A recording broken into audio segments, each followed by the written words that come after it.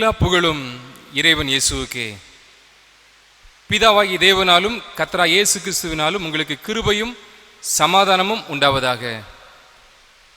நம்முடைய கர்த்தரா இயேசு கிறிஸ்துவின் பிதாவாகி தேவனுக்கு சோஸ்திரம். அவர் கிறிஸ்துவுக்குள் உன்னதங்களிலே ஆவிக்குரிய சகல ஆசீர்வாதத்தினாலும் நம்மை ஆசீர்வதித்திருக்கிறார். அந்த ஆவிக்குரிய ஆசீர்வாதங்களை நாம் இன்னும் கூடுதலாகி பெற்றுக்கொள்ள இந்த காலங்களில் நமக்கு பெரிதும் உதவியாயிருப்பது இந்த மகிமை தொலைக்காட்சி. இந்த மகிமை தொலைக்காட்சியினுடைய பல்வேறு சிறப்பு நிகழ்ச்சிகள், இன்னும் நம்முடைய திருமண்டல ஆலய பிரதிஷ்டை, ஆலயத்தினுடைய தோத்திர பண்டிகை, இன்னும் பல்வேறு விதமான நிகழ்ச்சிகள் மக்களுடைய வாழ்க்கையில் ஆவிக்குரிய ஆசீர்வாதத்திற்கு பெரிதும் உதவியாய் காணப்படுகின்றது. இந்த மகிமை தொலைக்காட்சி மக்களுடைய உள்ளத்தில் பெரிய ஒரு ஆசீர்வாதமாய் காணப்படுகிறது. மகிமை தொலைக்காட்சி உன்னதத்தின் மேன்மையாக இது காணப்படுகின்றது. குறிப்பாக இந்த நாளிலும் கூட இந்த மகிமை தொலைக்காட்சியினுடைய நேயர்கள் யாவருக்கும் இந்த பட்டிமன்ற குழுவின் சார்பில் புத்தாண்டு வாழ்த்துக்களை தெரிவித்துக் கொள்வதில் பெருமகிழ்ச்சி அடைகின்றோம். பெற்றோர்கள் குழந்தைகளை வளர்ப்பதில் சிறந்த ஒரு பங்களிப்பு அவர்கள் காணப்படுகின்றது. பிள்ளைகளை நல்ல ஒரு முறையில் வழி நடத்த, அவர்களுக்கு நற்பண்புகளை சுட்டி காட்ட பெற்றோர்களுக்கு அதிக பொறுப்பு கொடுக்கப்பட்டிருக்கிறது. இதோ பிள்ளைகள் கர்த்தரால் ஒரு சுதந்திரம், கற்பத்தின் கனி அவர்கள் கிடைக்கும் பலன். உன் பிள்ளைகள் உன் பந்தியை சுற்றிலும் ஒலிவுமர கன்றுகளைப் போல் இருப்பார்கள். உன் பிள்ளைகள் எல்லாரும் கர்த்தரால் போதிக்கப்பட்டிருப்பார்கள். பிள்ளையாண்டவன் நடக்க வேண்டிய வழியில் அவன் நடத்து, அவன் முதிர் வயதிலும் அதை விடாதிருப்பான். சிறு பிள்ளைகள் என்னிடத்தில் வருவதற்கு இடம் கொடுங்கள், அவர்களை தடை பண்ணாதீர்கள். இப்படிப்பட்ட நிறைய வேத வசனங்களை நாம் வேதத்தில் பார்க்க முடிகின்றது. இந்த குழந்தைகள் ஆண்டவரால் இந்த உலகத்தில் கொடுக்கப்பட்டவர்கள் பெற்றோருக்கு. இந்த குழந்தைகளை பெற்றோர்கள் எப்படி வளர்க்கிறார்கள்? இரண்டு அணிகளாக இந்த நாளிலும் கூட அந்த தலைப்பை முன்னெடுத்து விவாதிக்க இருக்கிறார்கள். குழந்தைகளை வளர்ப்பதில் சிறந்த பெற்றோர்கள் இன்றைய தலைமுறை பெற்றோர்களா அல்லது அன்றைய தலைமுறை பெற்றோர்களா? எந்த தலைமுறை பெற்றோர்கள் பிள்ளைகளை சிறந்த முறையில் வளர்த்தார்கள்? பெற்றோர்களுடைய பங்களிப்பு எப்படி காணப்பட்டது? அதை இந்த நாளிலும் கூட நாம் சிந்திப்பது, அதை பற்றி அறிந்து கொள்வது நிச்சயமாகவே இந்த காலங்களில் நமக்கு பெரிதும் உதவியாய் காணப்படும். வேதத்தில் நாம் பார்க்கிற போது மனோவா என்கிற தேவ மனிதர் கர்த்தருடைய தூதனிடத்தில் கேட்கிற காரியம், இந்த பிள்ளையை நான் எப்படி நடத்த வேண்டும், இதை எப்படி வளர்க்க வேண்டும் என்று சொல்லி அவர் கேட்கிறதை நான் பார்க்கிறோம். இன்றைக்கு பெற்றோர்கள் எப்படிப்பட்ட நிலைமையில காணப்படுகிறார்கள், அல்லது அன்றைய தலைமுறை பெற்றோர்கள் எப்படி குழந்தைகளை வளர்த்தார்கள்? இரு அணிகளாக இந்த நாளில் சிறந்த ஒரு சொற்போர், ஒரு விவாதத்தை பட்டிமன்றத்தின் மூலமாக நடத்த இருக்கிறார்கள். இதை பார்க்கிற போது இரு அணிகள் இந்தியா பாகிஸ்தான் கிரிக்கெட் போட்டியில் எவ்வளோ பரபரப்பை ஏற்படுத்துமோ அப்படிப்பட்ட பெரிய பரபரப்பை இந்த இரு அணிகளும் மோத இருக்கிற இந்த பட்டிமன்றமானது ஏற்படுத்தியிருக்கிறது. இன்றைய தலைமுறை பெற்றோர்கள் தான் சிறந்தவர்கள் என்று சொல்லி பேசுவதற்காக அந்த அணிக்கு முதல் தொடக்க பேச்சாளராக அருமையான தம்பி ஜெய்சன், இவர் ஒரு BBA இளங்கலை 2ஆம் ஆண்டு பட்டதாரி, நல்ல ஒரு இசை கலைஞர், சிறந்த பாடகர், தொலைக்காட்சி பட்டிமன்ற பேச்சாளர். இவர் முதலாவதாக இன்றைய தலைமுறை பெற்றோர்கள் சிறந்தவர்கள் என்று சொல்லி பேசுவதற்கு அந்த அணிக்காக வந்திருக்கின்றார். அவரை உங்களுடைய சார்பில் கரங்களை தட்டி வாழ்த்தி வரவேற்பதில் பெருமகிழ்ச்சி அடைகின்றோம். இரண்டாவதாக அந்த அணிக்கு இன்னும் கூடுதல் வலு சேர்க்கும் விதத்தில் பேச வந்திருப்பது திருமதி லலிதாபாய் அவர்கள். இவரும் அநேக பட்டிமன்றங்களில் பேசியிருக்கிறவர், ஒரு பட்டிமன்ற தொலைக்காட்சி பேச்சாளர், நல்ல ஒரு சத்துணவு அமைப்பாளர், இயற்கை விவசாயத்தை மேற்கொண்டு வருகிறார். இப்பொழுது ஒரு பெரிய மாளிகையே கட்டி வருகிறார் அவருடைய குடும்பத்திற்காக. நல்ல ஒரு கடுமையான உழைப்பாளி. அவரும் அவருடைய அணிக்காக இந்த நாளில் கடுமையான ஒரு நிறைய காரியங்களை தன்னுடைய அணியை வெற்றி பெற வேண்டும் என்று சொல்லி அவர் முனைப்போடு காணப்படுகிறார். அவரையும் உங்களுடைய சார்பில் திருமதி லலிதாபாய் அவர்களை அன்போடு கூட கரங்களை தட்டி வாழ்த்தி வரவேற்பது பெருமகிழ்ச்சி அடைகிறோம். மூன்றாவதாக இன்றைய தலைமுறை பெற்றோர்கள் தான் சிறந்தவர்கள் என்று சொல்லி அந்த அணிக்காக பேச வந்திருப்பது, அணி தலைவியாக அந்த அணியை வழிநடத்தி செல்வதற்காக திருமதி சோபியா அவர்கள். இவர் அநேக பட்டிமன்றங்களில் பேசியிருக்கிறவர், தொலைக்காட்சி பட்டிமன்ற பேச்சாளர், ஒரு ஆங்கில பட்டதாரி. இவரும் சிறந்த ஒரு உழைப்பாளி. இவர் தன்னுடைய நல்ல ஒரு பேச்சாற்றல் மிக்கவர். எல்லா திறமைகளும், அந்த தலைமைத்துவம் எல்லாமே காரியங்களும் அடங்கிய ஒரு நல்ல ஒரு பேச்சாளர். அவர்களுடைய பங்களிப்பு நிச்சயமாக அவருடைய அணியை வெற்றி பாதையில் அழைத்து செல்லும் என்று சொல்லி நாம் எதிர்பார்க்கிறோம். அவர்களையும் உங்களுடைய யாவருடைய அன்புடன் கூடிய கரவோசையோடு கூட வாழ்த்தி வரவேற்பை பெருமகிழ்ச்சி அடைகின்றோம். அடுத்தபடியாக இந்த பக்கத்தில் இருப்பது பார்த்தீங்கன்னு சொன்னால், முந்தைய தலைமுறை பெற்றோர்கள் தான் சிறந்த ஒரு முறையில் குழந்தைகளை வளர்த்தார்கள். இன்றைய காலத்தை விட அன்றைய காலத்து பெற்றோர்கள் தான் சிறந்தவர்கள் என்று சொல்லி பேச வந்திருப்பது இந்த பக்கம் ஒரு 3 பேர் இருக்கிறாங்க. அவங்க எந்த விதமான பயந்த சூழ்நிலையுமே அவங்கள்ட்ட காணப்படலை. அவங்க ரொம்ப ஒரு முறையில் நாங்கள் தான் எங்களுக்கு தான் வெற்றி அந்த மாதிரி கூட அவங்களுடைய மனப்பக்குவத்தை நான் பார்க்க முடிகிறது. முதல் பேச்சாளராக பேச வந்திருப்பது பட்டிமன்ற பேச்சாளர், ஒரு சிறந்த ஒரு பொறியியல் பட்டதாரி, இன்றைக்கு நிறைய பில்டிங்ஸ் எடுத்து கட்டி கொண்டிருக்கிற எம்எஸ் கன்ஸ்ட்ரக்ஷனுடைய உரிமையாளர் அன்பு தம்பி அனிஸ். நல்ல ஒரு ஜெப வீரர், ஜெப யுத்தம் நடத்துகிறவர். அந்த மனிதர் அவருடைய அணிக்கு வந்திருப்பது இன்னும் கூடுதலாக வலு சேர்க்கும். அவரை உங்களுடைய சார்பிலே அன்போடு கூட கரங்களை தட்டி வாழ்த்தி வருவதற்கு பெருமகிழ்ச்சி அடைகிறோம். அன்றைய தலைமுறை பெற்றோர்கள் என்கிற அணிக்கு இன்னும் கூடுதலாக தன்னுடைய அணியினுடைய வெற்றிக்காக போராட வந்திருக்கிற திருமதி ஜெபரஞ்சினி அவர்கள். இவர் ஒரு வேதியியல் பட்டதாரி. எப்படி வேத வசனத்தெல்லாம் கரைத்து குடித்தவர்கள். அவருடைய எம்எஸ்சியில் எப்படி நிறைய கெமிக்கல்ஸ், அந்த வேதிப்பொருட்களை எப்படி கலவையில் கலந்தாங்களோ அதே போல் வேத வசனத்தெல்லாம் தன்னுடைய உள்ளத்தில் கலந்தவர்கள். அவரும் தொலைக்காட்சி பட்டிமன்ற பேச்சாளர். அவரும் இந்த நாளிலே அந்த அணிக்காக பேச வந்திருப்பது நிச்சயமாக அந்த அணிக்கு ஒரு பெருமையையும் வலிமையும் கூட்டி தரும் என்பதில் எந்த சந்தேகமும் இல்லை. அவரையும் உங்களுடைய சார்பிலே கரங்களை தட்டி வாழ்த்து வருவதற்கு பெருமகிழ்ச்சி அடைகிறோம். மூன்றாவதாக அன்றைய தலைமுறை பெற்றோர்களே சிறந்தவர்கள் என்று சொல்லி அந்த அணிக்கு தலைமையேற்று பொறுப்பேற்று நடத்த வந்திருக்கிற அருமையான சாமித்திரி அவர்கள். இவர் ஒரு தொழில் அதிபர், முற்காலத்தை அதிகமாக நேசிக்கிறவர். முந்தைய தலைமுறை கிறிஸ்தவ பாடல்கள் எல்லாம் அழிந்து போகக்கூடாதுன்னு சொல்லி அதற்கு புதிய வடிவம் கொடுத்தவர். நல்ல ஒரு பாடகர், நல்ல ஒரு தேவ மனிதர். அவர்களுடைய அணிக்காக இந்த நாளிலும் கூட பொறுப்பேற்று அதை நடத்த வந்திருப்பது மிகுந்த மகிழ்ச்சிக்குரிய காரியம். அவர்களையும் உங்கள் யாவரின் சார்பிலே அன்போடு கூட கரங்களை தட்டி வாழ்த்தி வரவேற்பதில் பெருமகிழ்ச்சி அடைகிறோம். இவரும் ஒரு தொலைக்காட்சி பட்டிமன்ற பேச்சாளர். இந்த நாளிலும் கூட எப்படிப்பட்ட நிலைமையில பெற்றோர்கள் குழந்தைகளை வளர்க்க வேண்டும் அதை இந்த நாளிலும் கூட 2 அணிகளாக நாம் சிந்திக்க இருக்கிறோம். முதலாவதாக இன்றைய தலைமுறை பெற்றோர்கள் தான் சிறந்தவர்கள் என்று சொல்லி குழந்தைகளை வளர்ப்பதில் சிறந்தவர்கள் என்று சொல்லி பேச வருகிறார் அருமையான தம்பி ஜெய்சன் அவர்கள் முதல் பேச்சாளராக உங்கள் மத்தியிலே.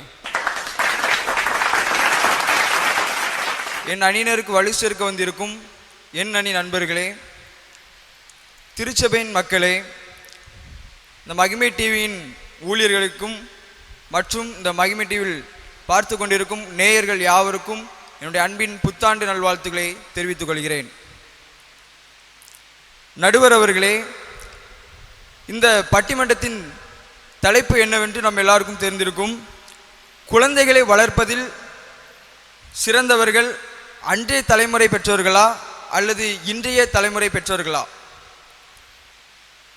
நாம் சோதித்து பார்க்கும் பொழுது இன்றைய தலைமுறை பெற்றோர்களே பிள்ளைகளை வளர்ப்பதில் சிறந்தவர்கள் என்று என்னால் ஆணித்தரமாக கூற முடியும். நடுவர் அவர்களே, சோதிச்சு பார்த்தீங்களா? அப்போ ஆமா நடுவர் அவர்களே. சரி சொல்லுங்க.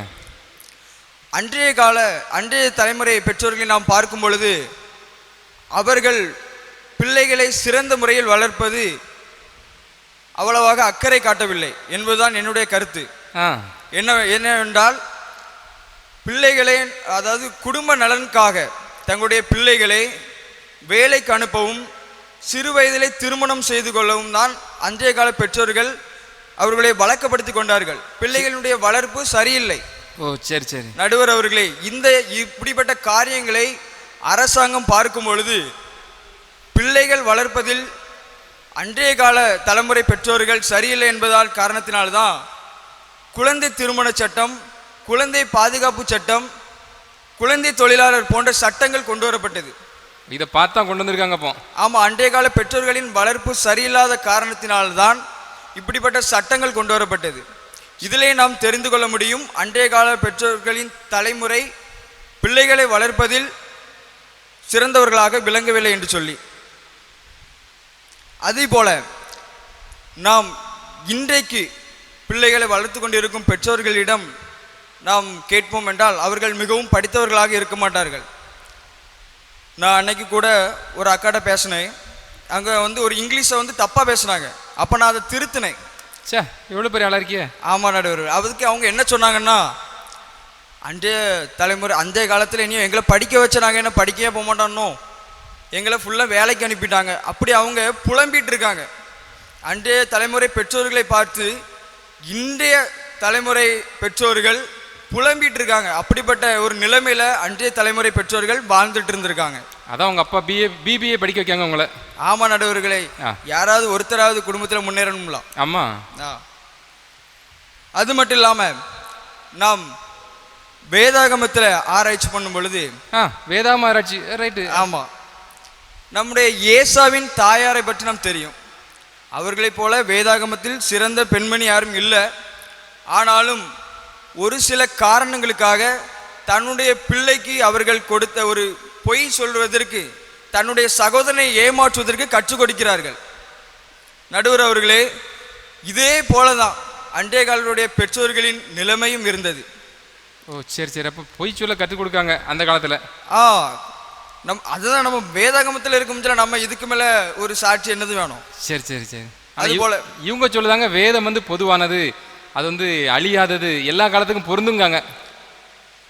அவங்களுக்கு என்ன பேசணும்னு தெரியாது. அது அப்படிப்பட்ட ஆளா? சரி சரி சரி. என்ன பேசணும் தெரியாம வந்திருக்காங்க. ஆமா, அந்த அணியினர்களை பார்க்கும் பொழுது பரிதாபமா இருக்கு. சரி சரி. 3 பேருமே ஒரு மாதிரி முழிச்சிட்டு இருக்க சைஸை பார்த்தா சரியில்லை. விட்டா ஓடிடுவாங்க போலுக்கு. என்ன? ஆமா, அவங்க எங்களை சொல்றோம். இப்போ வந்து அடுத்தது பேசுங்க. அயர்லாந்து நாட்டை சேர்ந்த ஆஸ்கர் வைல்டு என்பவர் குழந்தைகளை நல்லவர்களாக வளர்க்க சிறந்த வழி அவர்களை மகிழ்ச்சியாக இருக்க விடுங்கள் என்று சொல்லி அயர்லாந்து நாட்டை சேர்ந்த ஆஸ்கர் வைல்டு என்பவர் கூறுகிறார். குழந்தைகளை மகிழ்ச்சியாக வைக்கக்கூடிய தலைமுறை என்று சொன்னால் அது இன்றைய தலைமுறை பெற்றோர்கள் தான். நடுவர் அவர்களே, அந்த பிள்ளைகள் என்ன கேட்கிறதோ அதை அவர்கள் உடனே செய்வார்கள். அந்த பிள்ளைகள் மகிழ்ச்சியா இருக்கும். 2 லட்சம் ரூபாய் பைக்கு கேட்டா உடனே வாங்கி கொடுத்துருந்தாங்க. ஆமா நடுவர் அவர்களே, இப்ப சொல்லுங்க, இந்த தலைமுறையில பைக் இல்லாத வீடு கிடையாது. ஆமா, அவங்க பையன் கேட்கானா உடனே பைக். எங்க வீட்டுல எடுத்துக்கிடுங்களா? ஆமா, 2 லட்சம் ரூபாய் பைக் கொடுத்து லாரியில மோதிச்சுல. ஆமா, என் தம்பி கேட்டான், இந்த வச்சுக்க அப்படின்னு சொல்லிட்டு எடுத்து கொடுத்தாங்க. இந்த வச்சுக்க ரைட். என்ன ஒண்ணு ஒரு சட்டம் ஒண்ணு போட்டாங்க, என்னன்னா இது எடுத்தா நீ ஒழுங்கா கோயிலுக்கு வரணும்னு சொன்னாங்க. அதே மாதிரி அவன் எடுத்து கொடுத்தாங்க, கரெக்டா கோயிலுக்கு வந்துட்டு இருக்கான். சரி சரி. இதே போலதான் நடுவர் அவர்களே, அன்றைய கால பெற்றோர்களுக்கு வசதிகள் இல்லை, பிள்ளைகளே மகிழ்ச்சியாக இருக்க வைப்பதும் இல்லை. பிள்ளைகள் நம்மளுடைய குடும்பத்தில் உள்ள வருமானத்திற்காக பிள்ளைகளை சிறு வயதிலே வேலைக்கு அனுப்பி அவர்களை கஷ்டப்படுத்தி மகிழ்ச்சியாக இருக்கக்கூடிய காலங்களில் ஃபுல்லாக அவர்களை கஷ்டப்படுத்தி பிள்ளைகளை பாடாப்படுத்திட்டு இருந்தாங்க. சரி, நான் அந்த ஆஸ்கர் வைல்டு என்பவரை பற்றி சொல்கிறேன். ஆஸ்கர் வைல்டு பிள்ளைகளை மகிழ்ச்சியாக இருக்க வைக்கணும்னு சொல்கிறாரு. ஆனால் பிள்ளைகள் மகிழ்ச்சியாக இருக்கிறார்கள்னா அது இன்றைய தலைமுறை தான் என்னால் ஆணித்தரமாக கூற முடியும். நடுவர் அவர்களே, சொல்லுங்க சொல்லுங்க. அடுத்தபடியாக எங்களுடைய வீட்டை வைத்து நான் சொல்கிறேன். ஒரு சர்ச்சில் பாட்டு போட்டுட்டாங்கன்னா எங்கள் அம்மாவோட தொல்லை தாங்க முடியாது. இல்லை கோயிலுக்கு போன்னு எங்களை தொந்தரப்படுத்திக்கிட்டே இருப்பாங்க. சரி சரி, தொல்லையா இருக்கு. என்ன அது? ஆமாம், அந்த தொல்லை தாங்க முடியாமல் நான் என்ன பண்ணேன்னா 9th படிக்கும்ல, சரி இவ தொல்லை தாங்க முடியல, நம்ம சரி சர்ச்சுக்காவது போவோம்னு சொல்லிட்டு சர்ச்சுக்கு போக ஆரம்பித்தேன். அதுக்கப்புறம் சர்ச்சில் இருந்ததுக்கப்புறம் கர்த்தர் கிருபையோட ஒரு இசை வாசிக்க எனக்கு கிருபை தந்தார். நான் எந்த கிளாஸுக்கும் போகல, அது ஒரு கிருபை எனக்கு கிடைச்சது. அன்றைக்கு எங்கள் அம்மா என்னைய திருத்தி நீ சர்ச்சுக்கு போ அப்படின்னு சொல்லலட்டா நான் இன்றைக்கு இந்த இசை வாசிருப்பேனா என்பது ஒரு ஆச்சரியமான ஒரு நிலைமையில தான் இருந்திருப்பேன். நல்ல கருத்து. அன்னைக்கு எங்கள் அம்மா என்னைய கண்டிச்சதுனால நான் இன்றைக்கு ஒரு இசை வாசிக்கிற ஒரு கிருபையை கர்த்தர் எனக்கு தந்திருக்கிறார். Very good very good. அதுபோல பிள்ளைகளுடைய விருப்பத்தை நிறைவேற்றுவதும் இன்றைய தலைமுறை பெற்றோர்கள் தான். குறிப்பாக நம்ம சொல்ல போனோம்னா இன்றைக்கு நம்ம புத்தாண்டை அனுசரித்து கொண்டிருக்கிறோம். பிள்ளைகளுக்கு ட்ரெஸ் எடுத்து கொடுப்பாங்க. ட்ரெஸ் 3 ட்ரெஸ், அந்த பிள்ளைகள் எத்தனை ட்ரெஸ் கேட்கோ அத்தனை ட்ரெஸ்ஸும் எடுத்து கொடுத்து பிள்ளைகளை மகிழ்ச்சியாக வைத்து அவர்களை நீ ஆலயத்திற்கு போன்னு அவர்களை அனுப்பி வைக்கிறார்கள். ஆனால் அன்றைய தலைமுறை பெற்றோர்கள் அப்படி செய்வது இல்லை. இன்றைய தலைமுறை பெற்றோர்கள் பிள்ளைகளுக்கு ட்ரெஸ் எடுத்து கொடுத்தாவது அவன் கடவுளுக்குள்ள இருப்பானா, கோயிலுக்கு ஒழுங்கா போவானா என்று சொல்லி பிள்ளைகளை மகிழ்ச்சியாக வளர்க்கிறார்கள் என்பதுதான் என்னுடைய கருத்து. நடுவர் அவர்களே, பிள்ளைகளுடைய மகிழ்ச்சியை பெற்றோர்கள் விரும்புகிறாங்க இன்றைய தலைமுறை பெற்றோர்கள். நடுவர், அதை ஆஸ்கர் வைல்டு சொன்னார்லாம், மகிழ்ச்சியாக இருப்பது பிள்ளைகளை சிறந்த முறையில் வளர்ப்பது அவர்களை மகிழ்ச்சியாக இருக்க வைக்கணும்னு ஆஸ்கர் வைல்டு சொல்றாரு. அந்த கூற்றை இவங்க ஃபாலோ பண்றாங்க. அதுதான் எனக்கு கூற்று. Very good. அதே போல நம்முடைய ஜபாக்கா இருக்காங்க, எதிரணிக்காரங்க. ஆமா, எதிரணின்னு நம்ம தாக்கணும்ல, இதை வச்சு எதிர்த்து பேசுறதுக்கு வந்திருக்காங்களே. சரி, கார்ல எல்லாம் வந்திருக்காங்க. ஆமா, கார்ல அங்க இருந்து இங்க வர வந்திருக்காங்க. நடுவர் அவர்களே, ஜபாக்கா அவங்களுடைய பையனை வளர்ப்பு விதம் அவர்கள்ட்ட கேட்டு பாருங்க, அவர்களுக்கு தெரியும்.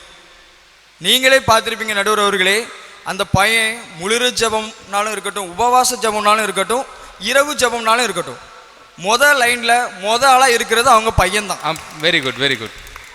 அவங்க என்ன, ஆனா அவன்கிட்ட கேட்டேன், ஒரு வருஷம் ஒழுங்கா வந்தா பைபிள் தருவாங்களாம், அதுக்கு வரேங்க. அதெல்லாம் சும்மா, அது சும்மா. சரி சரி. அவங்க என்ன அன்றைய தலைமுறை பெற்றோர்களா? இன்றைய தலைமுறை பெற்றோர்கள் தானே நடுவர் அவர்களே. சனிக்கிழமை ஆகணும்னா பாட்டு படிக்கான், பாட்டு அவன் தான் படிக்கான். ஆமா, அவர்களுடைய வளர்ப்பின் விதம் அப்படி இருக்கு. ஆமா, ஆனா இவங்க தான் வர மாட்டேங்காங்க, பெற்றோர் தான் கோயிலுக்கு வர மாட்டேங்காங்க. ஆமா, அவங்க அதுவரை எப்படி இருக்கும், அன்றைய தலைமுறை பெற்றோர்கள் அப்படிதான் இருந்தாங்க. சரி, அதே மாதிரிதான் இப்பவும் இருப்பாங்க நடுவர் அவர்களே. ஆகவே என்னுடைய கருத்து என்னவென்றால், அன்றைய காலங்களில் பிள்ளைகளை சிறந்த முறையில் வளர்ப்பதற்கு அவர்களிடம் போதுமான வசதிகள் இல்லை. ஆனால் இன்றைய தலைமுறைகளில் எல்லா வசதியும் இருக்கிறது.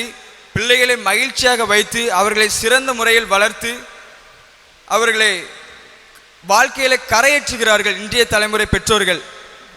வெரி கரையேற்றிருந்தாங்க. ஆமா, போட்டு. ஆகவே குழந்தைகளை வளர்ப்பதில் சிறந்தவர்கள் அன்றைய தலைமுறை பெற்றோர்களா இன்றைய தலைமுறை பெற்றோர்களா என்று பார்க்கும் பொழுது இன்றைய தலைமுறை பெற்றோர்களே என கூறி வாய்ப்புக்கு நன்றி கூறி விடைபெறுகிறேன். நன்றி, வணக்கம். வாழ்த்துக்கள். சிறந்த பேச்சு.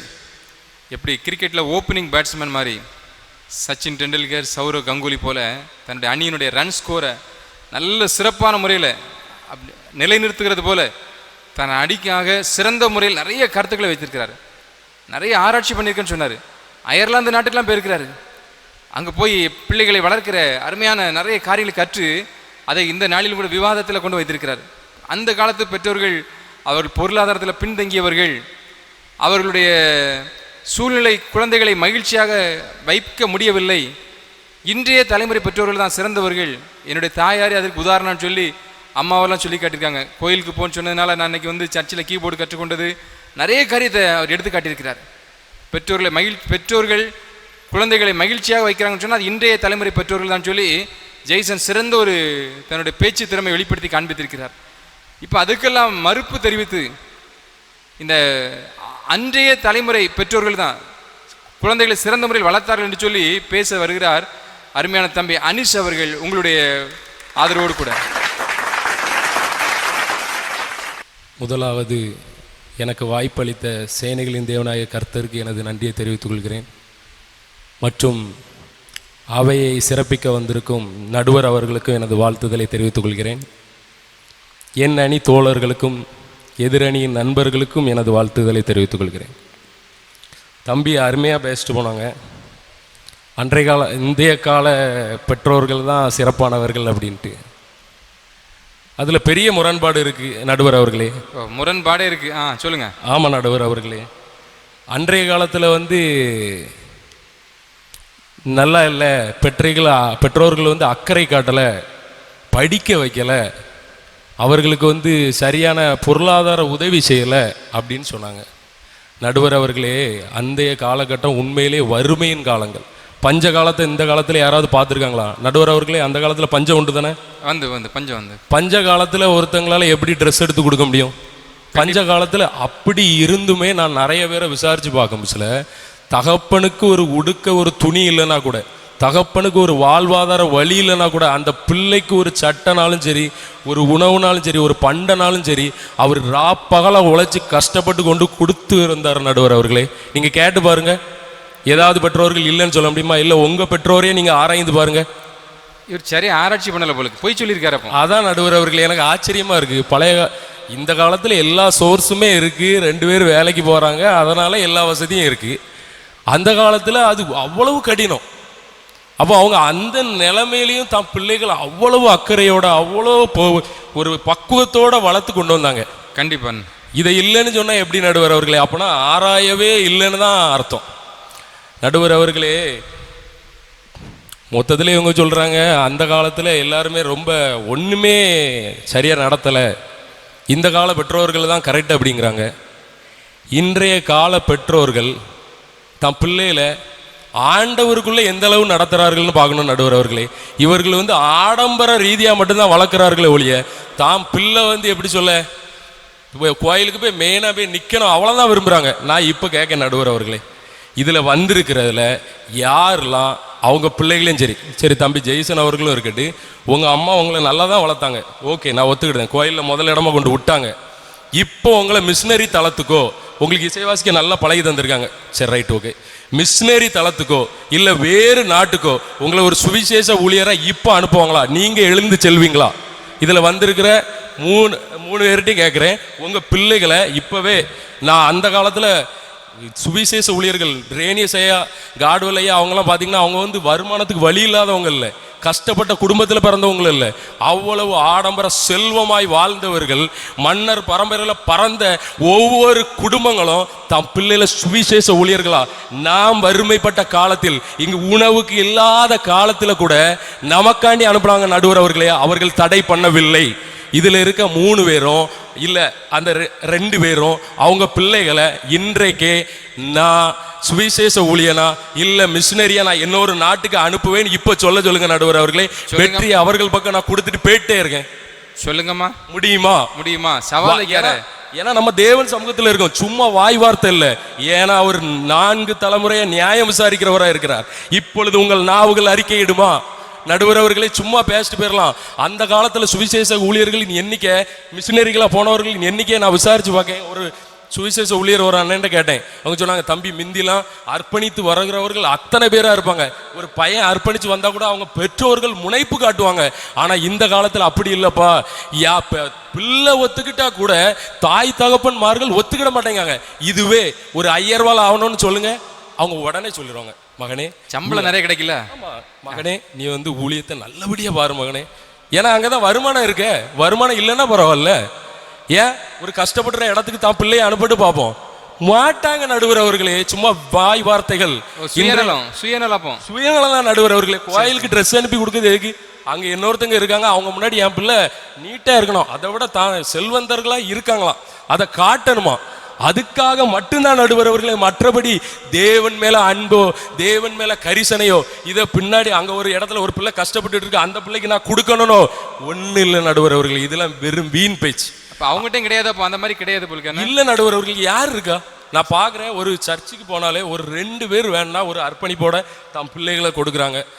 நான் இந்த கால பெற்றவர்களே எல்லாரும் தப்புலாம் சொல்ல முடியாது, 1 2 ஒரு வெற்றி தேர்தலில் கூட நடுவர் அவர்களே, இப்போ அமெரிக்கா தேர்தல் நடந்து 1 ஓட்டு கம்மியா இருந்தாலும் யாரு தோல்வி அடைஞ்சிட்டான்னு அர்த்தம் தானே?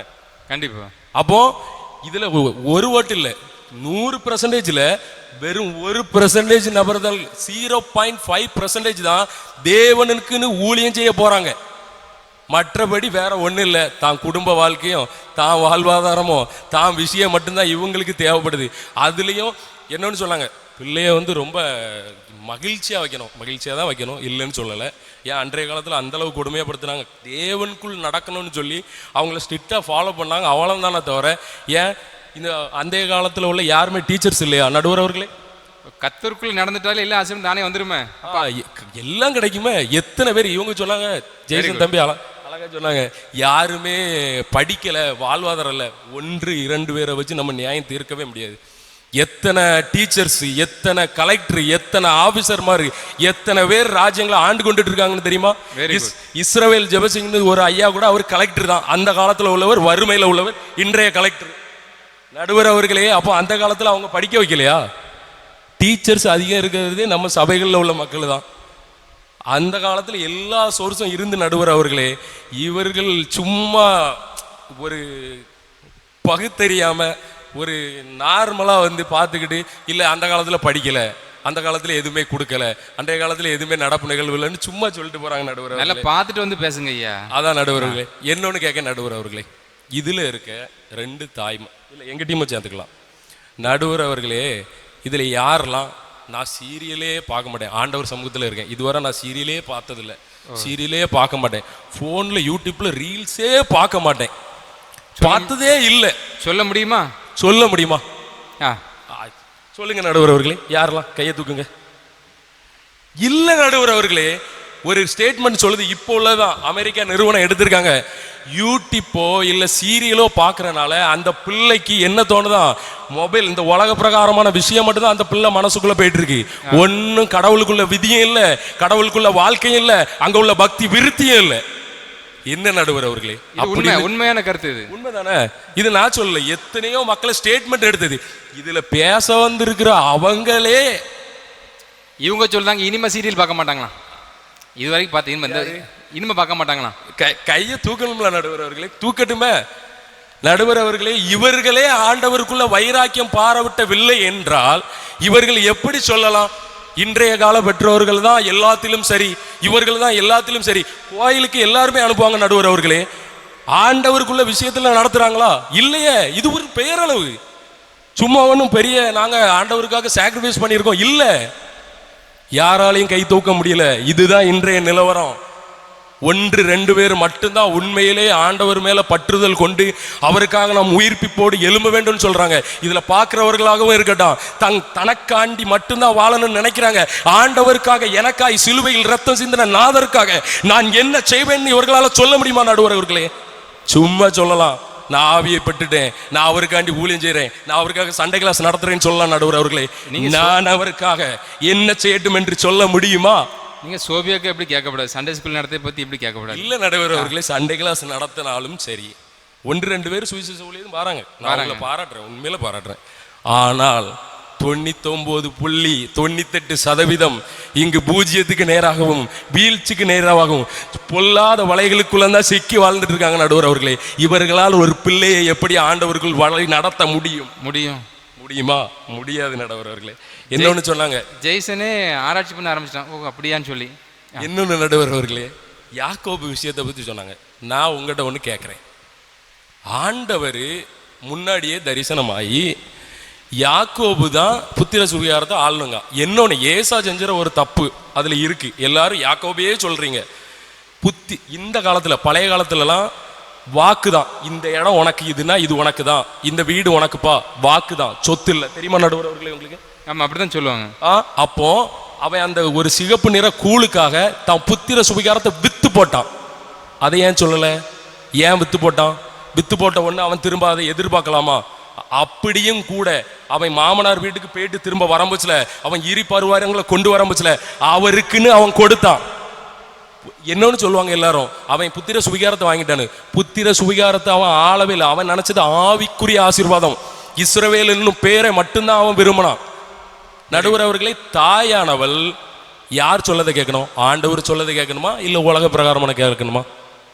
ஆண்டவர் சொல்லதான் கேட்கணும். அப்ப ஆண்டவரே சொல்லியிருக்காருன்னா அவள் தாயானவள். அப்ப யாக்கோபுக்கு சாதகமா இருந்தாலும் என்ன தவறு? இதுல வஞ்சகம் எங்க இருக்கு? பைபிளை ஒழுங்கா ஆராய்ச்சி செய்யலன்னு அர்த்தம், பைபிளின் ஆழங்கள் அறியவில்லை என்று அர்த்தம். உண்மைதான நடுவர் அவர்களே? பைபிள் சின்ன பைபிள் வச்சிருக்கான், பாக்கெட் பைபிள், அது பேரு சின்ன பைபிள். எப்படி படிச்சிருப்பான்? வேற சின்னதா இருந்தா கூட படிக்கலாம் நடுவர் அவர்களே. என்னதான் இன்னொன்னு நடுவர் அவர்களே, அந்த காலத்துல படிப்பு விஷயத்துல இன்னொன்னு சொல்றேன். இவரு அயர்லாந்துல இருந்து யாரெல்லாமோ சொன்னாங்க, சும்மா ரீல்ல விட்டுருக்காரப்போ நடுவர் அவர்களே. என்னன்னு சொல்றேன்னா, அந்த காலத்துல தாமஸ் ஆல்வா எடிசன், உங்கள்கிட்ட கூட கன்சல்ட் பண்ணேன். தாமஸ் ஆல்வா எடிசன் அவங்க அம்மாட்ட ஸ்கூல்ல இருந்து இந்த பையன் கல்வி படிக்க கூட தகுதி இல்லாதவன் அப்படின்னு சொல்லி ஒரு லெட்டரை அவன் கையில கொடுத்து விட்றாங்க. அதை பார்த்துட்டு அவன் தாயார் அதை காட்டவில்லை.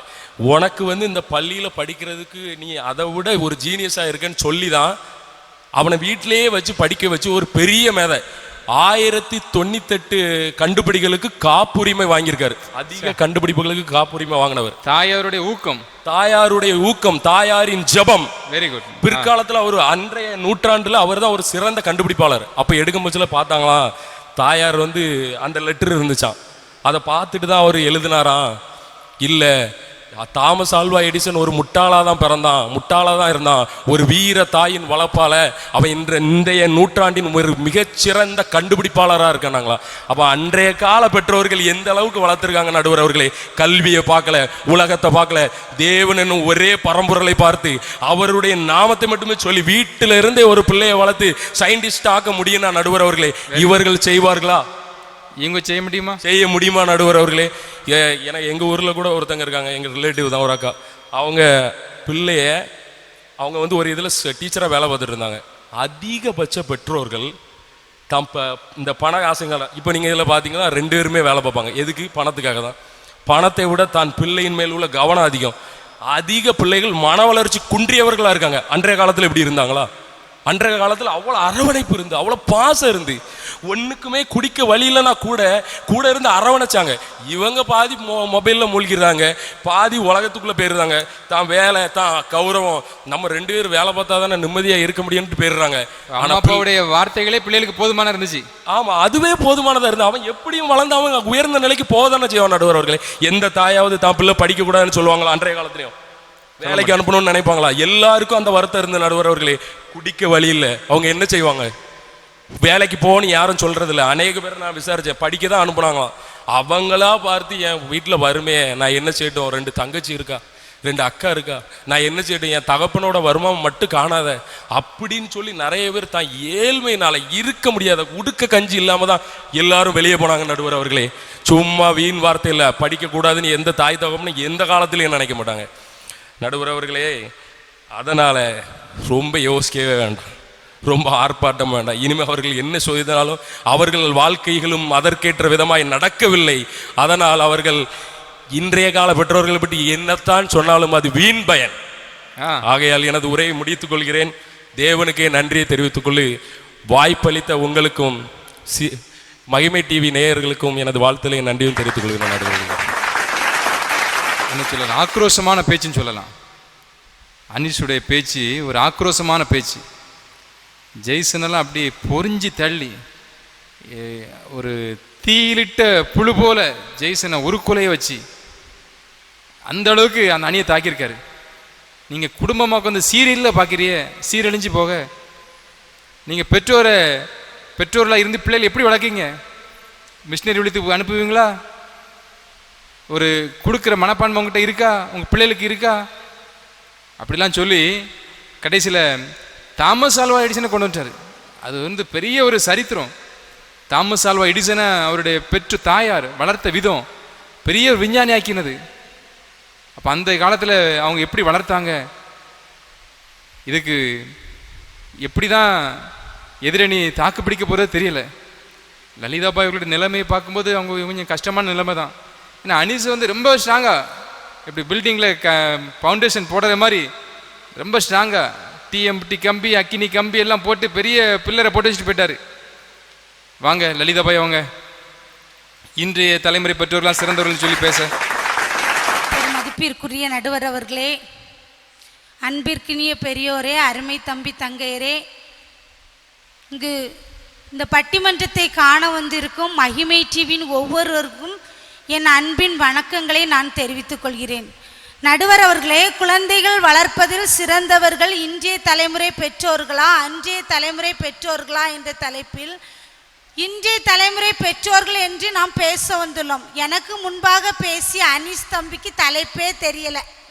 என்னமோ பெரிய விடுதலை பெருவிழா கூட்டத்தில் பேசுகிறது மாதிரி பேசிட்டு போயிட்டாங்க. அவங்க என்னன்னாக்கி ஆண்டவருக்குள்ள எப்படி வளர்க்கணும், ஆண்டவர் அழைத்தால் உங்களுடைய பிள்ளைகளை நீங்கள் மிஷினரிகளாக அனுப்புவீர்களா? தம்பி, அன்றைய காலத்தில் மிஷினரிகளாக சொற்பமான பேர் தான் என்ன செய்தாங்க, போனாங்க மிஷினரிகளாக. ஆனால் இன்றைக்கு மிஷினரிகள் ஐஎம்எஸ் ஊழியர் எந்த ஊழியத்தை நீங்கள் எடுத்துக்கிட்டாலும் சரி, மிஷினரி பணித்தளத்திலே இன்றைக்கு தான் அநேகர் என்ன செய்கிறாங்க, தங்கள் பிள்ளைகளை அந்த இடத்திற்கு என்ன செய்தாங்க, ஆண்டவர் அழைத்து அந்த பங்கை தெரிந்து கொண்ட பிள்ளைகளை என்ன செய்தாங்க, ஊழியத்திற்கு அனுப்பி வைத்திருக்கிறார்கள் என்பதை நீங்கள் மறந்து விடக்கூடாது. அனீஸுக்கு அப்போ விடுதலை பொருளால பேச வாய்ப்பு இருக்கு. இருக்கு.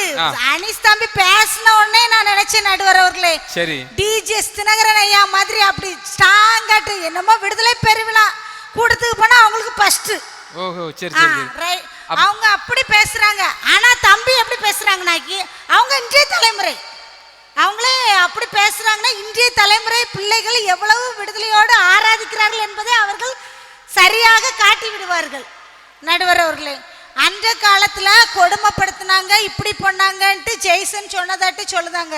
நடுவர் அவர்களே, அன்றைய காலங்களில் பெற்றோர் பிள்ளைகளுக்கு என்ன செய்யறாங்க, பேச்ச உரிமை கூட கொடுக்குது கிடையாது. அவர்களுக்கிடையே ஒரு பயம், எதையும் பேச முடியாது, இப்படிதான் இருக்க வேண்டும், அப்படிதான் இருக்க வேண்டும் என்று ஒரு கோட்டை போட்டுவிட்டு பிள்ளைகளை அடக்குவது ஒடுக்குவது அன்றைய காலங்களில் காணப்பட்டது. அன்றைய காலம் குறிப்பாக பெண் பிள்ளைகள் என்றாலே அவர்கள் பேசவே முடியாது, உனக்கு ஒன்று தெரியாது என்று சொல்லி அவர்களே அடுப்படியிலே முடக்கி வைப்பதுதான் அன்றைய காலமாக இருந்தது. நடுவர் அவர்களே, நடுவர் அவர்களே, உங்க வீட்டுல அப்படிதான் வளர்த்தாங்களோ? எங்க வீட்டுல அப்படிதான் வளர்க்கல நடுவர்களே. எங்க அம்மா எனக்கு சொன்னாங்க அவங்க பாட்டி தாத்தா அப்படி வளர்த்தாங்கன்ட்டு. சரி சரி.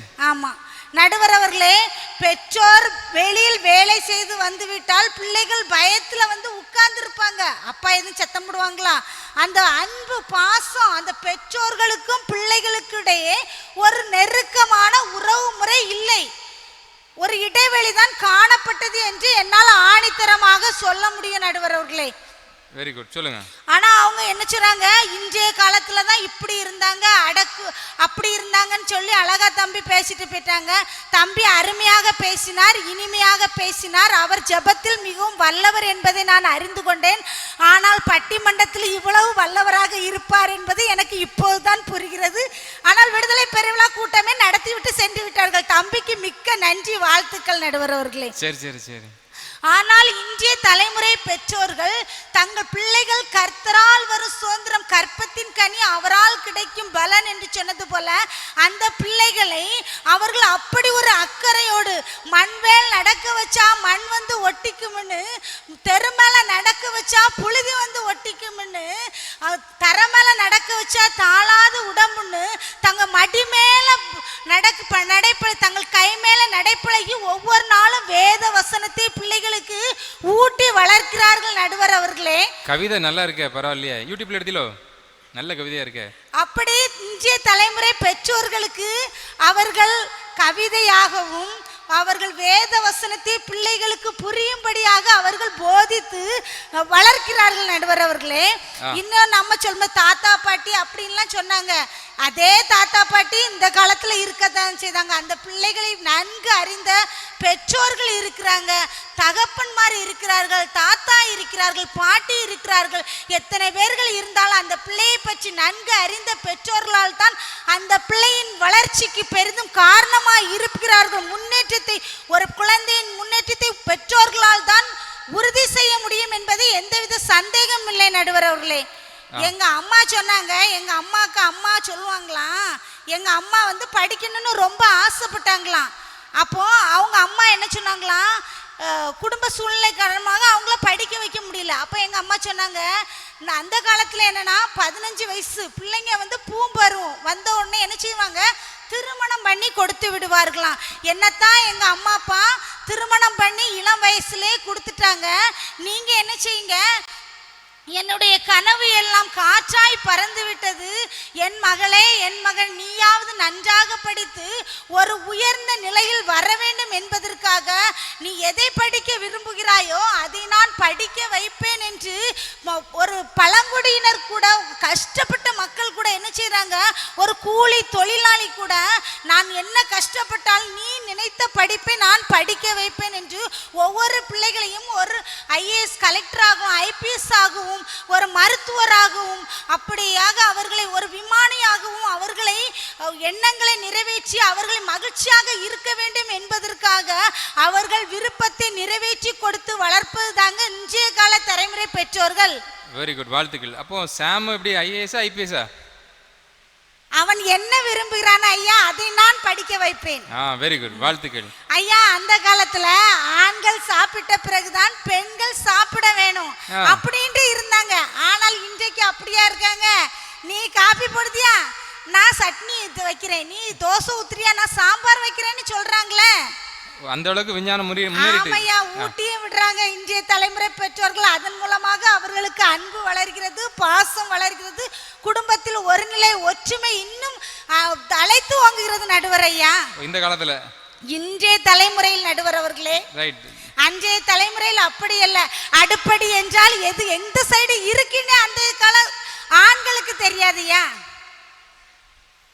சொல்லுங்க ஐயா. நடுவரையா, இந்த அன்றைய காலங்களில் எங்கள் அத்தை சொல்லுவாங்க, எங்கள் அத்தையோட அப்பா வந்து என்ன செய்தாங்க, எங்கள் அத்தை வந்து அவங்க அம்மா வயிற்றுல இருக்கும்போதே என்ன செய்யிட்டாங்களாம், மலேசியாவுக்கு போயிட்டாங்களாம்.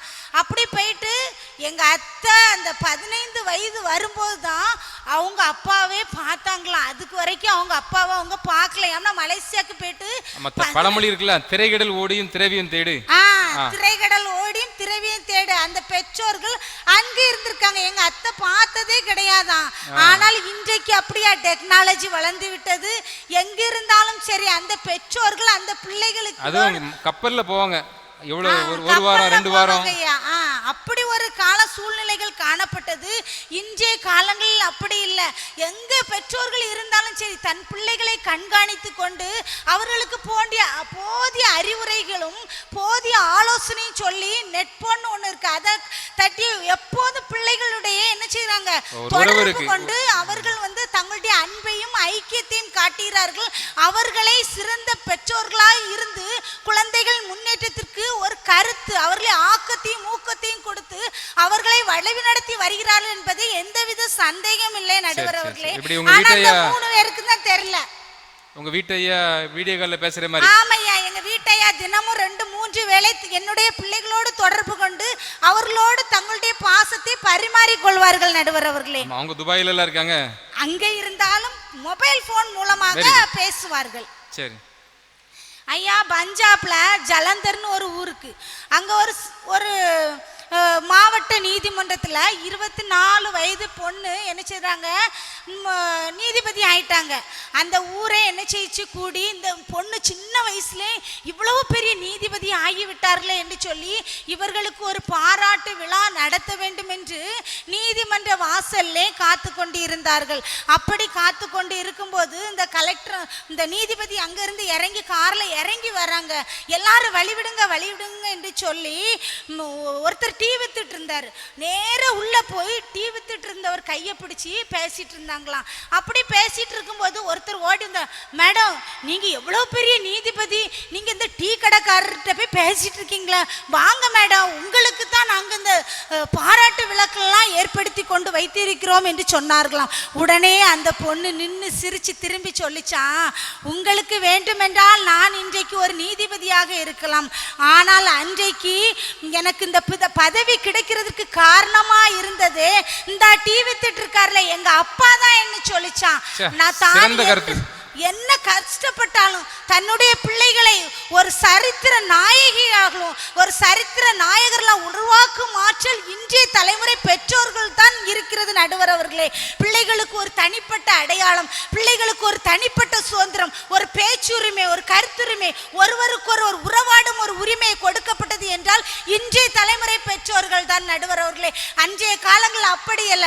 பெண் பிள்ளைகள் பிறந்து விட்டாலே 10 பவுன் சவர நகையை போட்டி அவர்களை இன்னொரு பிடிச்சு கொடுக்கையில இருந்தாங்களே தவிர இன்றைய தலைமுறை பெற்றோர்கள் எந்த பிள்ளை ஆனாலும் சரி அவர்களை நன்றாக படிக்க வைத்து தான் கண்ட கனவுகளை நிறைவேற்றி நம்முடைய பிள்ளை, நாம தான் கஷ்டப்பட்டுட்டு இருக்கோம் ஐயா, நம்ம பிள்ளைகளாய் கஷ்டப்படக்கூடாது. அவர்களை நன்றாக படிக்க வைத்து அவர்கள் வானில் பறக்கிற பட்டாம்பூச்சிகளாய் அவர்கள் பறந்து திரிகிறதை பார்த்து சந்தோஷப்படுகிறதில் இருக்கிற சந்தோஷம் இருக்கிறத இன்றைய தலைமுறை பெற்றோர்கள் தான் ஐயா, இன்றைய தலைமுறை பெற்றோர்கள் தான் என்று சொல்கிறேன் நடுவர் அவர்களே.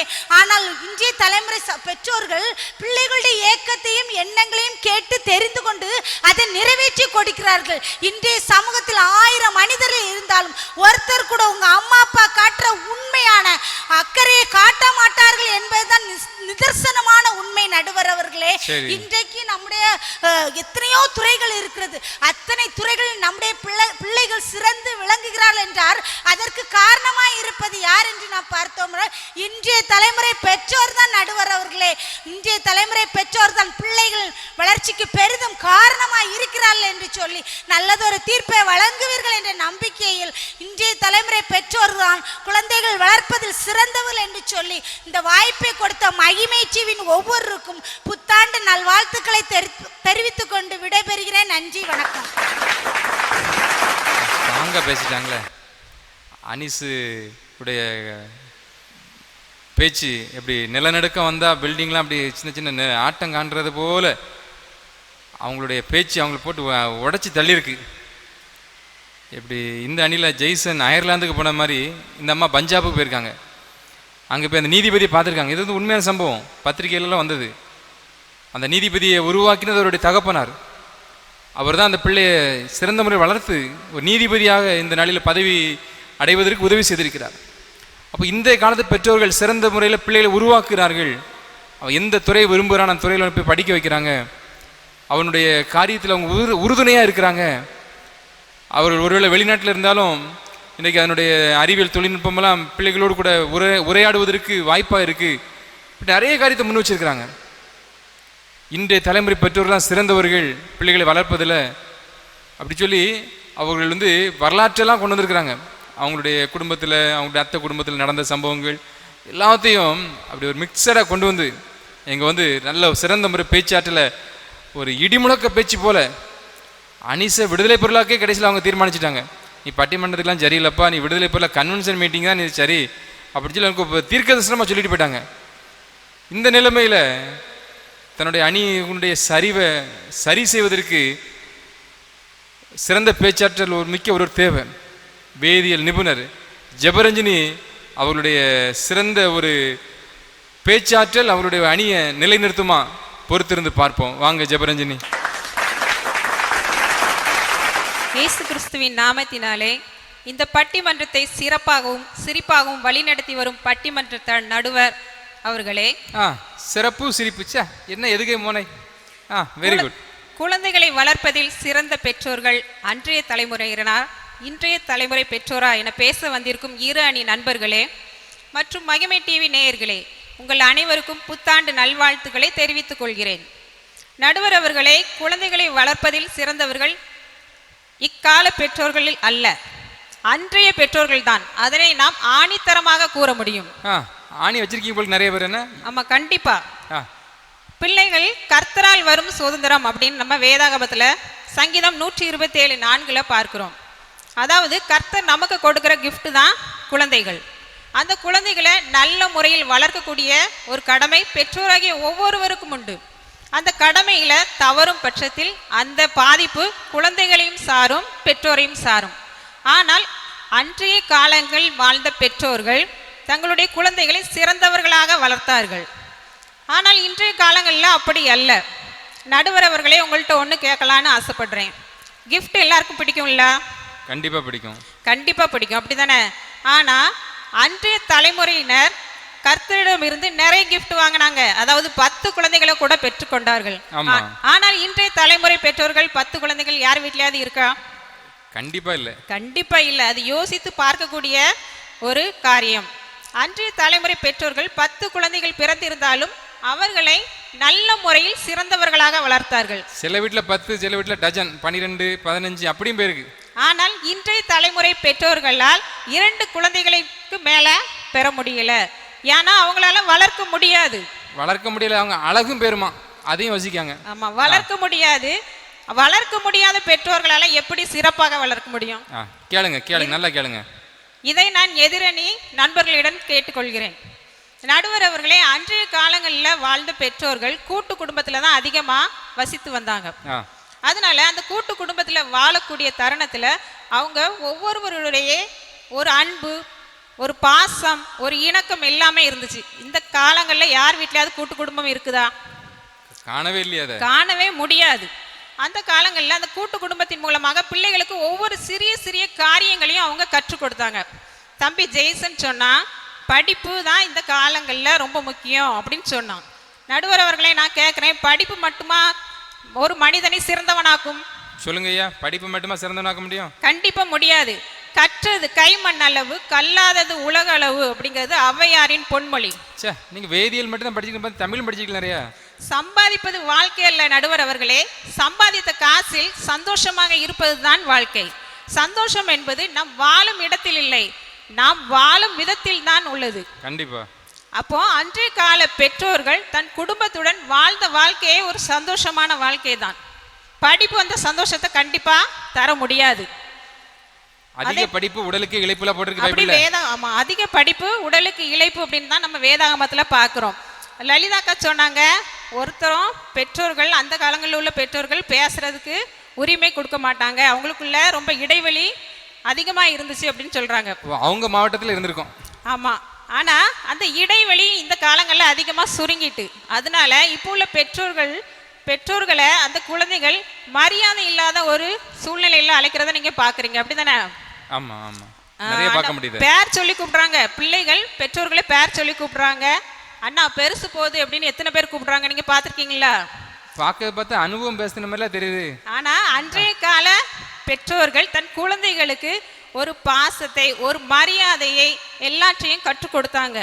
நடுவர் அவர்களே, பிரம்பை கையாடாதவன் தன் மகனை பகைக்கிறான் நம்ம வேதாகமத்துல பாக்குறோம். அந்த பிரம்பை நம்ம ஸ்கூல்ல எல்லாம் சொல்லுவாங்க, அந்த கால பெற்றோர்கள் சொல்லுவாங்க, கண்ணை மட்டும் வச்சுட்டு மீதி எல்லாத்தையும் உரிச்சு எடுத்து.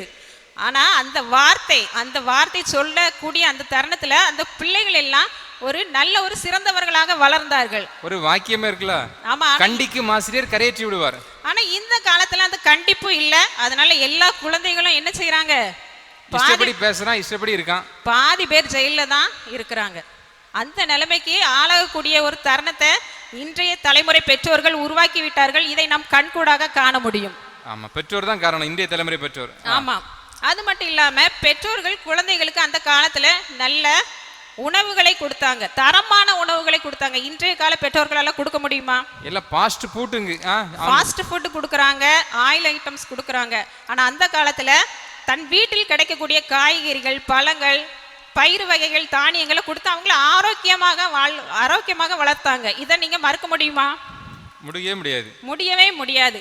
அதே மாதிரி சொன்னாங்க, ஜெய்சன் தம்பி சொன்னா, குழந்தைகளை மகிழ்ச்சியாக வாழ விடுங்கள்னு சொன்னா. குழந்தைகள் எப்படி மகிழ்ச்சியா இருப்பாங்கன்னு அவனுக்கு தெரியாதா?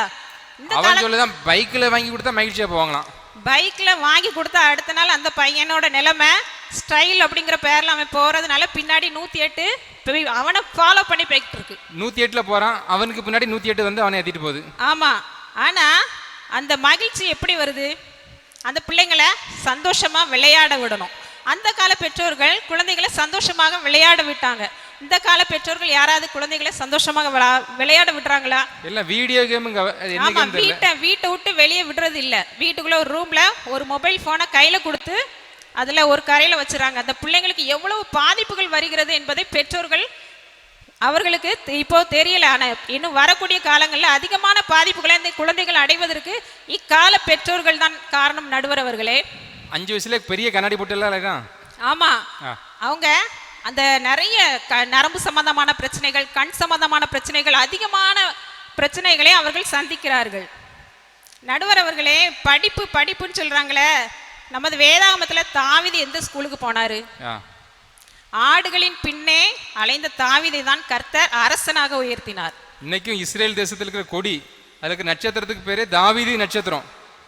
அந்த அளவுக்கு தாவீது உயர்ந்த நிலைமையில ஆண்டவர் வச்சிருக்கிறார். முற்காலங்களில் உள்ள பெற்றோர்கள் குழந்தைகளை ரொம்ப ஃப்ரீயா விட்டாங்க. அவங்க என்ன செய்வாங்கன்னா பிள்ளைகள் கூட அதிகமான நேரத்தை செலவழிச்சாங்க. இப்போ உள்ள பெற்றோர்கள் யாராவது பிள்ளைகள் கூட இருந்து அதிகமான நேரத்தை செலவழிக்கிறாங்களா? இல்லவே இல்லை. இப்ப செல்போனோட நேரத்தை செலவழிக்காங்களா? ஆமா நடுவர் அவர்களே, அதற்கு ஒரு சிறப்பான ஒரு எடுத்துக்காட்டு.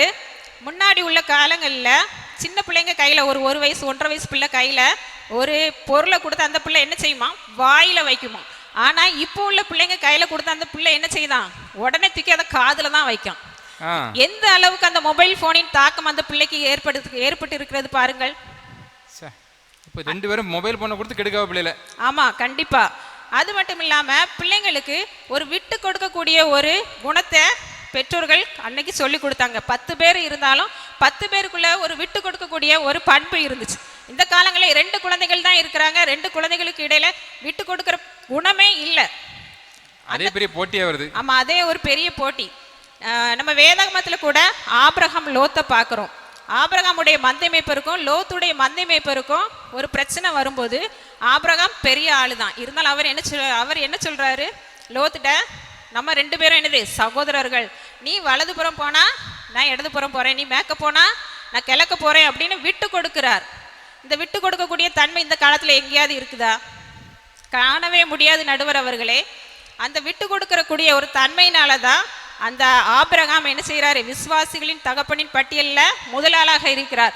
அந்த அளவுக்கு அவரை வழி நடத்தக்கூடிய அந்த பெற்றோர் யாரு? தேராகு. அப்ப தேராகுடைய வளர்ப்பு அந்த ஆபிரகாமை எந்த அளவுக்கு வளர்த்திருக்கிறதுன்னு நீங்க பார்க்கலாம். நடுவர் அவர்களே, அந்த காலத்துல உள்ள நேரங்கள்ல எல்லா பிள்ளைகளும் என்ன செய்வாங்கன்னா ஒவ்வொருவருக்கு ஒருவர் ஒரு ஷேரிங் இருக்கும், ஒரு பகிர்ந்தளிக்கக்கூடிய பண்பு இருக்கும். 10 பிள்ளைங்க இருந்தாங்கன்னா வீட்டில் ஒரு 5 பண்டம் தான் இருக்கும். இருந்தாலும் என்ன செய்வாங்க, அதை பாதி பாதியா ஸ்லைஸ் பண்ணி எல்லாத்துக்கும் கொடுத்து சந்தோஷமா இருந்தாங்க. ஆனா இந்த மகிழ்ச்சியா இருந்தாங்க. ஆனா இந்த காலங்கள்ல யார்ட்டையாவது அந்த ஷேரிங் இருக்குதா? இல்லவே இல்லை. எல்லாரும் ஒளிச்சு வச்சு சாப்பிடுறாங்க. அதுக்கு ஒரு நல்ல எடுத்துக்காட்டு நம்ம வேதாகமத்திலே காணப்படுகிறது. நடுவர் அவர்களே, நம்ம புதிய ஏற்பாடுல ஒரு சின்ன பையன் 5 அப்பமும் 2 மீனும் கொண்டு போறான். அவங்க அம்மா அப்பா என்ன சொல்லி விட்டுருப்பாங்க? நீ பக்கத்தில் உள்ளவங்களுக்கு கொடுத்து சாப்பிடுப்பா அப்படின்னு சொல்லி விட்டுருப்பாங்க. அதே இந்த கால பெற்றோரா இருந்தா என்ன சொல்லுவாங்க? யாரும் இல்லாத இடத்துல மரத்துக்கு பின்னாடி அந்த மரத்துக்கு பின்னாடி ஒளிஞ்சிருந்து சாப்பிடு அப்படின்னு சொல்லி விட்டுருப்பாங்க. அந்த 5 அப்பத்தையும் 2 மீனையும் கொடுத்ததுனாலதான் அங்க ஒரு பெரிய அற்புதம் நடப்பதற்கு ஒரு காரணமாக இருந்தான் ஒரு சிறு பையன். தாயாருடைய வளர்ப்பு, அந்த தாயாருடைய வளர்ப்பு எவ்வளவு அருமையானது இதுல பார்க்க முடியும்ல. ஆனா இன்றைய காலங்களில் இந்த வளர்ப்பு இருக்குதா? இல்லவே இல்லை. அதை தான் நாம சொல்ல முடியும். அதே மாதிரி அன்றைய கால பெற்றோர்கள் என்ன செய்வாங்கன்னா தன் பிள்ளைகளை ஆலயத்திற்கு கரெக்டா அனுப்புவாங்க. அதே போல அந்த வேத வாக்கியங்களையும் மனப்பாடம் பண்ண சொல்லுவாங்க. நீ வேத வாக்கியத்தை மனப்பாடம் பண்ணாதான் உனக்கு சாப்பாடுன்னு சொல்லுவாங்களே. இன்றைய காலங்களில் என் எதிரணி நண்பர்கள்ட்ட கேட்குறேன், உங்கள் பிள்ளைங்கிட்ட அப்படி சொல்லி பாருங்க, அவங்க என்ன பதில் சொல்லுவாங்க? எனக்கு சாப்பாடே வேண்டாம்மா, நான் வேத வாக்கியத்தை படிக்கலை அப்படின்ட்டு ஒரே வார்த்தையில் சொல்லிட்டு போயிடுவாங்க. ஆனால் அந்த காலத்தில் குழந்தைகளை அந்த அளவுக்கு ஆவிக்குரிய வழியில் நடத்தினாங்க அன்றைய கால பெற்றோர்கள். இதை நான் ஆணித்தரமாக உங்கள் முன்னால் கூற விரும்புகிறேன் நடுவர் அவர்களே. நல்ல கருத்து, சொல்லுங்க. அது மட்டும் இல்லாம பெற்றோர்கள் என்ன செய்வாங்க, பிள்ளைங்களை எப்பவுமே என்ன செய்வாங்க, ஒரு ஃப்ரீயான ஒரு மைண்டோட தான் நடத்துவாங்க. அந்த பிள்ளைங்க என்ன செய்வாங்க, எப்பவுமே ஒரு சந்தோஷமான நிலையில தான் அந்த காலங்களில் காணப்பட்டாங்க. இந்த கால குழந்தைகள்கிட்ட இருக்கக்கூடிய ஸ்ட்ரெஸ், இந்த வார்த்தையை நீங்க கேள்விப்பட்டிருப்பீங்க. அந்த கால குழந்தைகள் யாராவது சொல்லியிருப்பாங்களா? இந்த ஸ்ட்ரெஸ், மன அழுத்தம் அந்த காலத்துல பேச்சிலே கிடையாது. அதுக்கு காரணம் என்ன? அந்த கால பெற்றோர்களுடைய வளர்ப்பு. அவர்கள் அந்த பிள்ளைகளை அந்த அளவுக்கு அருமையா வளர்த்தார்கள். நடுவர் அவர்களே, கற்றது கைமண்ணளவு, கல்லாதது உலகளவுன்னு நம்ம பார்க்கிறோம். அதே மாதிரி ஈன்ற பொழுதில் பெரி துவக்கும் தன் மகனை சான்றோன் என கேட்ட தாய். நடுவர் அவர்களே, சான்றோன் ஒரு சிறந்தவன் அப்படின்ட்டு ஒரு குணம் கிடைக்கிறதுக்கு அவனுடைய பண்புகள் தான் காரணம். அவர்களே, அவனுடைய படிப்பு அல்லவே அல்ல. படிப்பு அல்ல. ஆமா, அவனுடைய சிறந்த கருத்துக்கள் இருந்தால் மட்டுமே அவன் என்ன செய்ய முடியும்? தாயினுடைய வளர்ப்பு. ஆமா, தாய் தந்தையருடைய வளர்ப்பு அது மட்டும் இருந்தா மட்டும்தான் அவனால என்ன செய்ய முடியும்? ஒரு சான்றோனாக ஆக முடியும். அந்த சான்றோனாக்கி பார்த்த பெருமை அன்றைய தலைமுறை பெற்றோரை தான் சாரும். அது கண்டிப்பாக இன்றைய தலைமுறை பெற்றோரை சாரவே சாராது. ஜெய்சன் சொன்னா, உங்க பையன் அழகா சர்ச்சுக்கு போறான், முதலெல்லாம் பாட்டு படிக்கிறான். நடுவர் அவர்களே, அவனை என்ன தள்ளுன்னுட்டு அது கடவுளுக்கும் எனக்கும் தான் தெரியும். பெரிய போராட்டமே நடந்திருக்கு. ஆமா, கண்டிப்பா ஒரு பெரிய போராட்டத்தின் மத்தியில தான் அவன் என்ன செஞ்சான், போனான். முன்னாடி உள்ள காலங்களில் பாருங்க, சர்ச்சில் பிள்ளைங்கள்லாம் என்ன செய்வாங்க, சர்ச்சை விட்டு வெளியே போகவே மாட்டாங்க. ஆனா இந்த காலத்துல பாருங்க, சர்ச்சை சுத்தி தான் பிள்ளைங்க ஓடுது. அப்போ சபை ஊழியர் குருவானவர்லாம் கண்டிப்பாங்க. இப்ப யாராவது கண்டிக்கிறதுக்கு ரெடியா இருந்தா நம்ம ஆட்கள், நம்ம பெற்றோர்கள் என்ன சொல்றாங்க, நீங்க கண்டிக்கிறதுக்கா நாங்க பிள்ளையை பெற்று விட்டுருக்கோம் எப்படி கேட்கலாம். அது இன்றைய தலைமுறை பெற்றோர் தான். அன்றைய தலைமுறை பெற்றோர்கள் கண்டிப்புடன் வளருங்கள்னு ஒரு ஃப்ரீயான மைண்டோட விட்டுட்டாங்க. ஆனா இன்றைய தலைமுறை பெற்றோர்கள் 2 பிள்ளை தான் வச்சிருக்கோம், அந்த அக்கா சொன்ன மாதிரி பொத்தி பாக்குறோன்ட்டு பார்த்து அந்த பிள்ளைங்களுடைய வாழ்க்கையை நாசமாக்கிடுறாங்க. நாசமாக்கிட்டு இல்லம்மா, கடைசியில நாசமா போ. ஆமா, அதனால குழந்தைகளை வளர்ப்பதில் சிறந்த பெற்றோர்கள் அன்றைய தலைமுறை பெற்றோர்கள் தான். அப்படிப்பட்ட அன்றைய தலைமுறை பெற்றோர்களை நான் வாழ்த்தி வணங்குகிறேன். மேலும் எனக்கு வாய்ப்பளித்த மகிமை டிவிக்கும் எனது நன்றியை தெரிவித்து இன்னொரு முறை அனைவருக்கும் புத்தாண்டு நல்வாழ்த்துக்களை கூறி விடைபெறுகிறேன். நன்றி, வணக்கம். சிறப்பு. குழந்தை வளர்ப்பு சிறந்தவர்கள் சொல்லி அந்த அணிக்காக வாதாடிய நல்ல ஒரு பேச்சாற்றல் மிக்க ஜெபரஞ்சனி நிறைய சொல்லியிருக்காங்க. அவங்க அந்த காலத்தில் கூட்டு குடும்பமாக இருந்துச்சு, ஒரு அன்பு, இரக்கம், விட்டு கொடுக்குற பண்பு எல்லாமே இருந்துச்சு. குழந்தைகளுக்கு தரமான உணவு கிடைச்சது, நிறைய விளையாட்டு முறைகளெல்லாம் அவங்க கற்றுக்கொண்டாங்க. இன்றைக்கு அதெல்லாம் இருக்கா? பிள்ளைகளுடைய வாழ்க்கையில் ஆவிக்குரிய ஆசீர்வாதம் சொல்லி பைபிள் உள்ளதெல்லாம் 5 அப்பம் 2 மீன் இந்த சிறு பையன் கொடுத்தது நிறைய சொல்லியிருக்காங்க. தாய் தான் ஒரு குழந்தையை சான்றோனாக வளர்த்தது, அந்த குழந்தையை நல்வழிப்படுத்தியது ஒரு தாய். அந்த காலத்தில் இருந்த தாய், இந்த காலத்தில் அப்படிப்பட்ட இதெல்லாம் இல்லை. அந்த பண்பு நலன்கள்லாம் பெற்றோர்களிடத்தில் இல்லை இந்த காலத்தில்னு சொல்லி அந்த கால தலைமுறையை நல்லா அலசி ஆராய்ஞ்சி நிறைய காரியத்தை எடுத்து வச்சிருக்காங்க. இப்போ கேப்டன்ஷிப் பொறுப்பில் இருக்கிற இன்றைய தலைமுறை பெற்றோர் என்கிற அணிக்கு தலைமையேற்று நடத்தி கொண்டிருக்கிற சோபியா அவர்களுடைய வாதத்தை கொஞ்சம் அது எப்படி முடியுமா, ஜெபரஞ்சினி பேச்சுக்கு ஈடு கொடுக்குமா, அவங்க பேச்சுக்கு இது ஒத்துழைப்பு கொடுக்குமா? ஏன்னா இவங்க ரொம்ப ஸ்ட்ராங்காக பேசிட்டு போயிட்டாங்க. வாங்க திருமதி சோபியா, வாங்க உங்களுடைய ஆதரவோடு கூட. தெளிந்து ஓடும் நீரோடையில் தவழ்ந்து வரும் அன்னப்பறவையாய் இந்த அவைக்கு கனம் சேர்க்கும் நடுவர் அவர்களே. ஏம்மா, நீங்க ஆங்கில பேராசிரியரா அல்லது தமிழ் பேராசிரியர் சொல்லக்கூடிய அளவிற்கு நடுவர் அவர்களே, உங்களை ஏன் நான் அன்னப்பறவைன்னு சொன்னேன் தெரியுமா? அன்னப்பறவைக்கு ஒரு குணம் இருக்கு. ஆமா, பாலையும் தண்ணியையும் நம்ம கலந்து வச்சா கூட பாலை மாத்திரம் குடிச்சிட்டு தண்ணிய வச்சிட்டு போயிருமா. அதுவும் இல்லாம இன்னைக்கு இந்த பட்டிமன்றம் தெளிந்து ஓடும் நீரோடையா இல்லாம கலங்கி போச்சு. நீங்க தான் அதுக்கு ஒரு தெளிவான பதில கொடுக்கணும். அதனாலதான் உங்களை அன்னப்பறவை அளவுக்கு உயர்த்தியிருக்கேன், பார்த்துக்கோங்க. வாழ்த்துக்கள். சரி நடுவர் அவர்களே, கலப்பையில் கை வைத்து பின்னிட்டு பார்க்கிறவன் தகுதியற்றவன் என இயேசு கிறிஸ்து சொல்லி இருக்கிறாரு. ஆனா இங்க 3 பேர் இருக்காங்க பாருங்க, கலப்பைய பின்னாடியே ஓட்டுறவங்க. ஓஹோ, அப்படிப்பட்ட எதிரணி பெருசுகளை பெருசுகள். சரி சரி சரி. ஏன்னா அந்த காலம் பேசுறாங்க பாத்தீங்களா, அதனால பெருசுகள் தான். கண்டிப்பா. மாற்றம் ஒன்றே மாறாதது என்பதை நினைவில் கொண்டு காலத்தின் மாற்றங்களை புரிந்து கொண்டு அதில் எதிர்நீச்சல் போட்டு வெற்றி நடை போடும் எண்ணணி நண்பர்களே.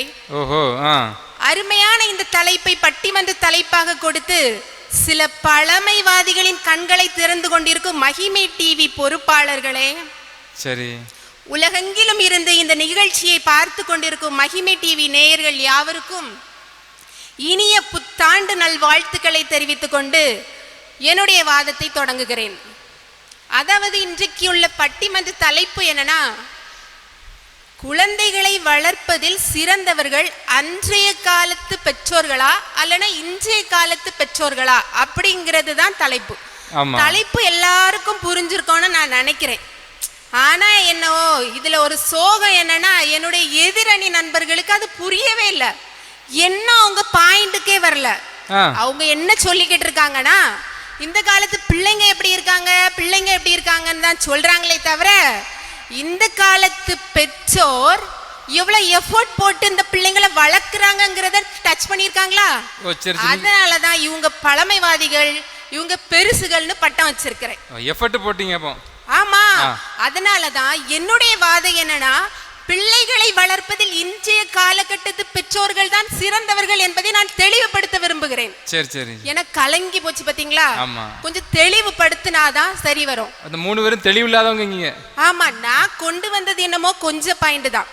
ஆனா எனக்கு எக்ஸ்ட்ரா நீங்க 5 நிமிஷம் தரணும். ஏன்னா இவங்க கலக்கி வச்சிருக்காங்க பாருங்க, இந்த கலங்கின குட்டையெல்லாம் சரி பண்ண வேண்டியது இருக்கு. முதல்ல எக்ஸ்ட்ரா பேசணும், அதுக்கு 50,000 வேணும்.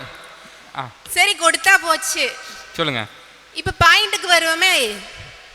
முதலாவது என்ன நீ தம்பி பேசினாங்க, அப்பவே தீர்ப்பு ஆல்மோஸ்ட் முடிவாயிருச்சு. அவர் தெளிவா பேசிவிட்டு அமர்ந்திருக்கிறாரு.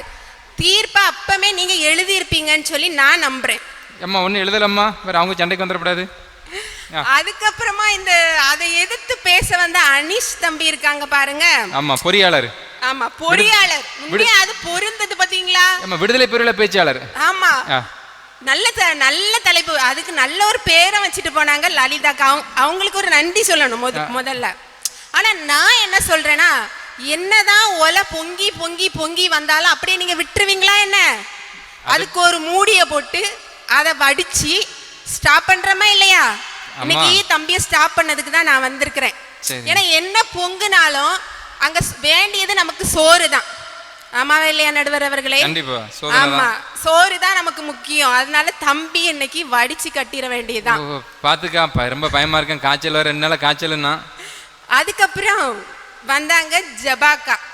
அவங்க சொன்னாங்க பிள்ளைகள் கடவுளின் கிஃப்ட், அதனால நாங்க 10 அந்த காலத்துல 10 12 அந்த மாதிரிலாம் பெத்து கூட வளர்த்தாங்க அப்படின்னு சொல்லிட்டு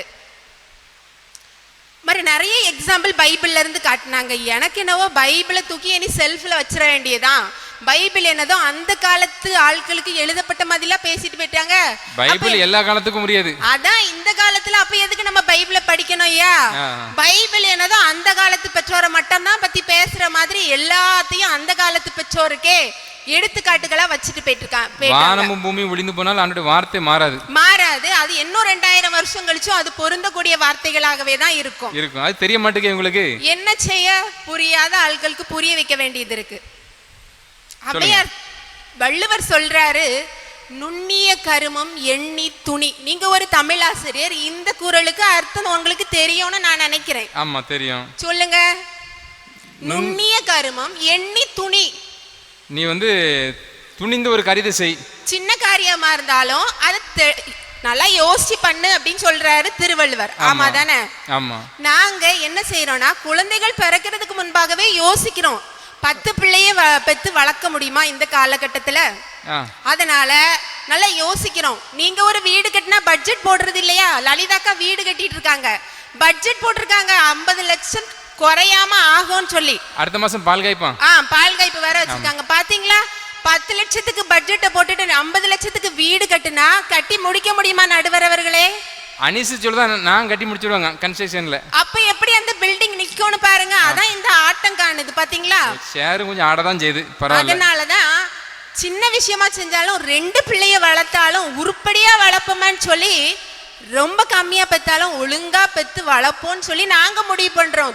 நுண்ணிய கருமமா இருந்தாலும் எண்ணி செய்வோம்னு சொல்லி நாங்க முடிவு பண்ணி இருக்கிறோம். சரி. அப்புறம் சொன்னாங்க, ஔவையார் சொல்லி இருக்கிறாங்க, அது 2-3 தடவை வேற சொல்லிட்டாங்க, கச்சது கையளவு கச்சது ஆமாமா, ஔவையார் கச்சது கையளவு தான். ஆனா இன்னைக்குள்ள குழந்தைகள் கச்சது கையிலே எல்லாத்தையும் கச்சுக்கிறான், மொபைல் போனை வச்சு. அந்த பிள்ளைங்களை நாங்க வளர்க்கிற அந்த பிள்ளைகளையும் சரியான பாதையில நாங்க நடத்துறோம். அப்படிப்பட்ட பெற்றோர்களா இன்னைக்கு நாங்க சிறந்த பெற்றோர்களா வாழ்ந்து கொண்டு இருக்கிறோங்கிறத தான் நாங்க சொல்றோம். எத்தனை தடவை தான் இந்த பழைய மொழிகளையே நீங்க பேசிக்கிட்டு இருப்பீங்க? வேற படிக்கலையா? அந்த ஒண்ணுதான் படிச்சாங்களாம்.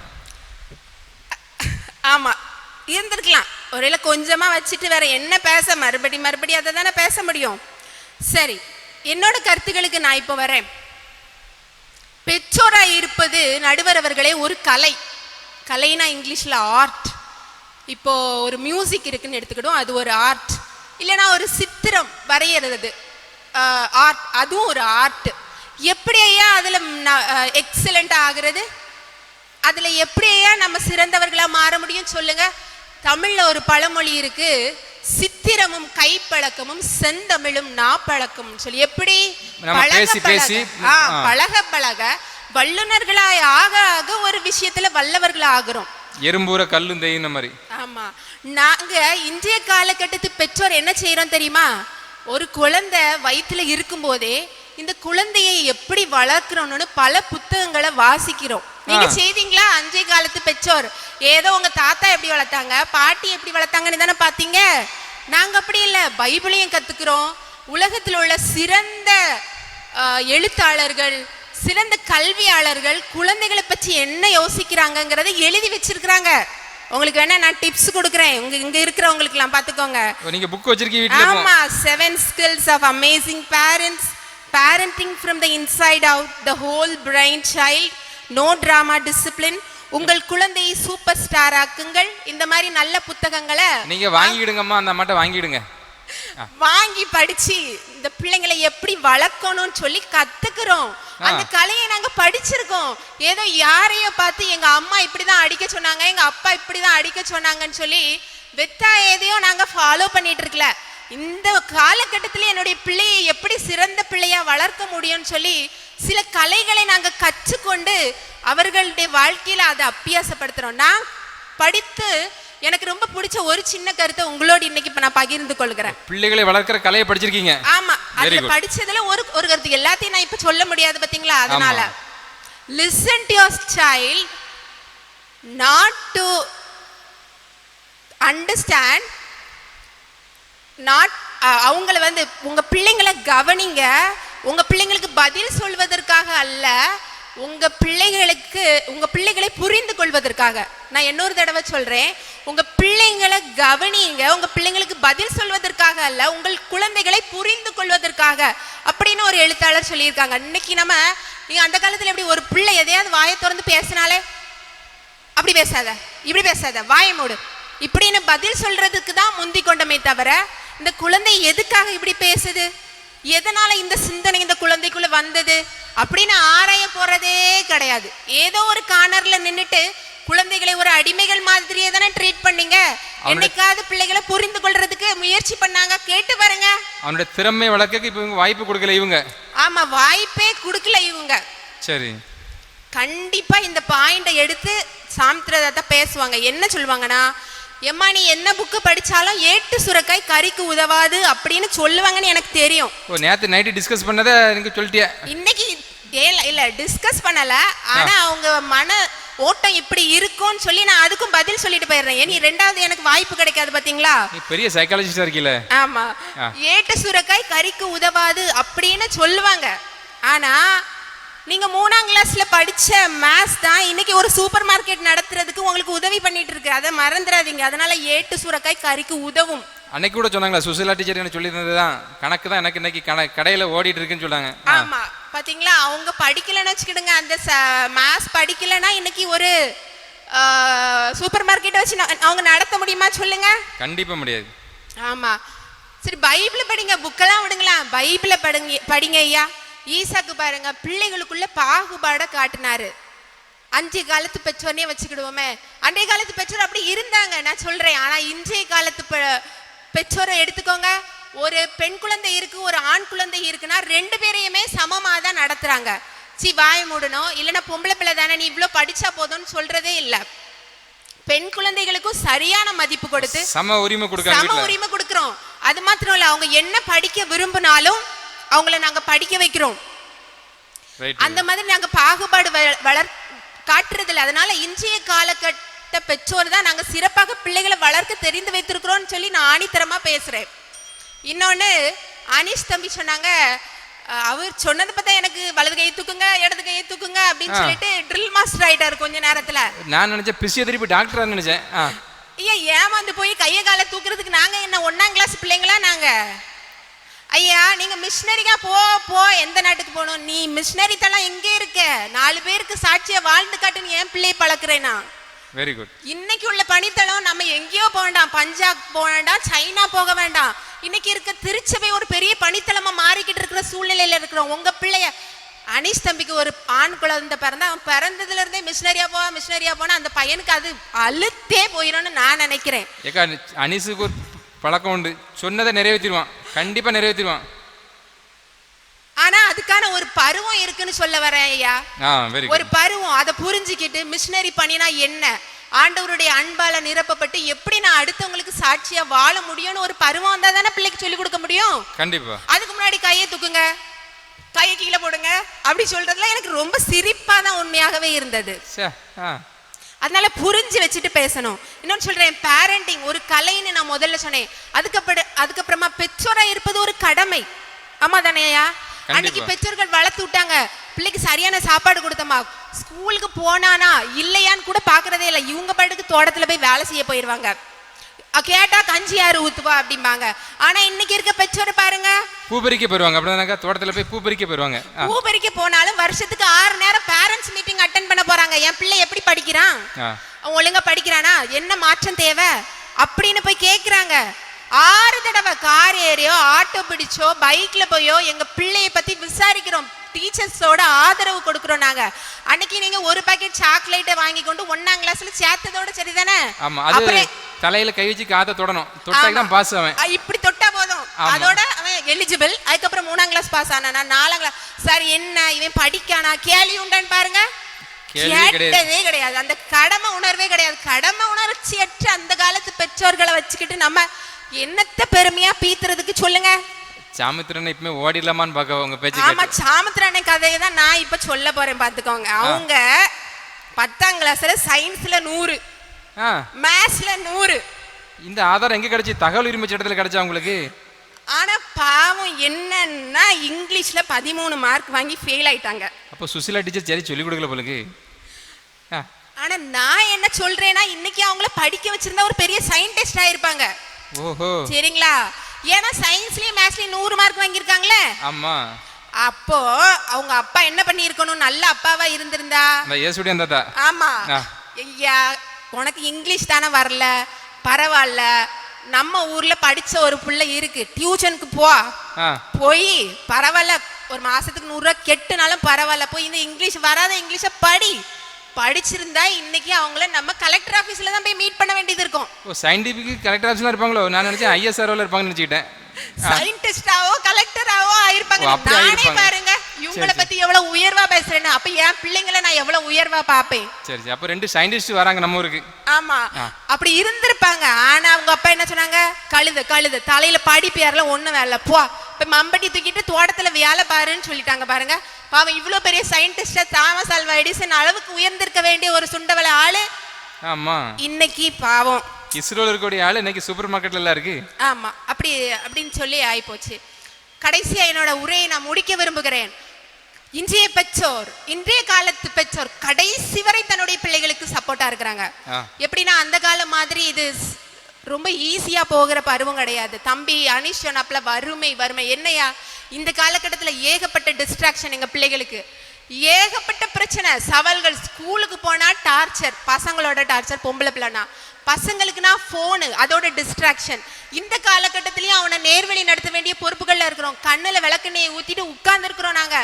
அவனுக்கு பப்ளிக் எக்ஸாம் வருதுன்னா ஒரு பிளாஸ்க்ல காஃபி போட்டுட்டு நானும் உட்கார்ந்து படிக்கிறேன்ல.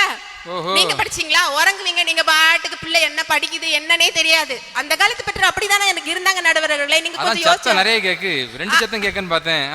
ஆமா, நானும் புத்தகங்களை படிக்கிறேன். பிள்ளைக்கு எப்படி சொல்லி கொடுக்கணும்னு அவனும் அவனுடைய பாட புத்தகங்களை படிக்கிறான். சரி சரி, அப்படியெல்லாம் நாங்க கஷ்டப்பட்டு நாங்க படிக்க வைக்கிறோம். கடைசி வரை கூட நிக்கிறோம். ஒரு பிரச்சனை வந்துட்டா இது வழங்காது இந்த பிள்ளை அப்படின்னு என்னைக்காவது சொல்றோமா? அவனுக்கு என்ன உதவி தேவைப்படுது? கணிதம் வரலையா? ஒரு டியூஷன் அரேஞ்ச் பண்றோம்.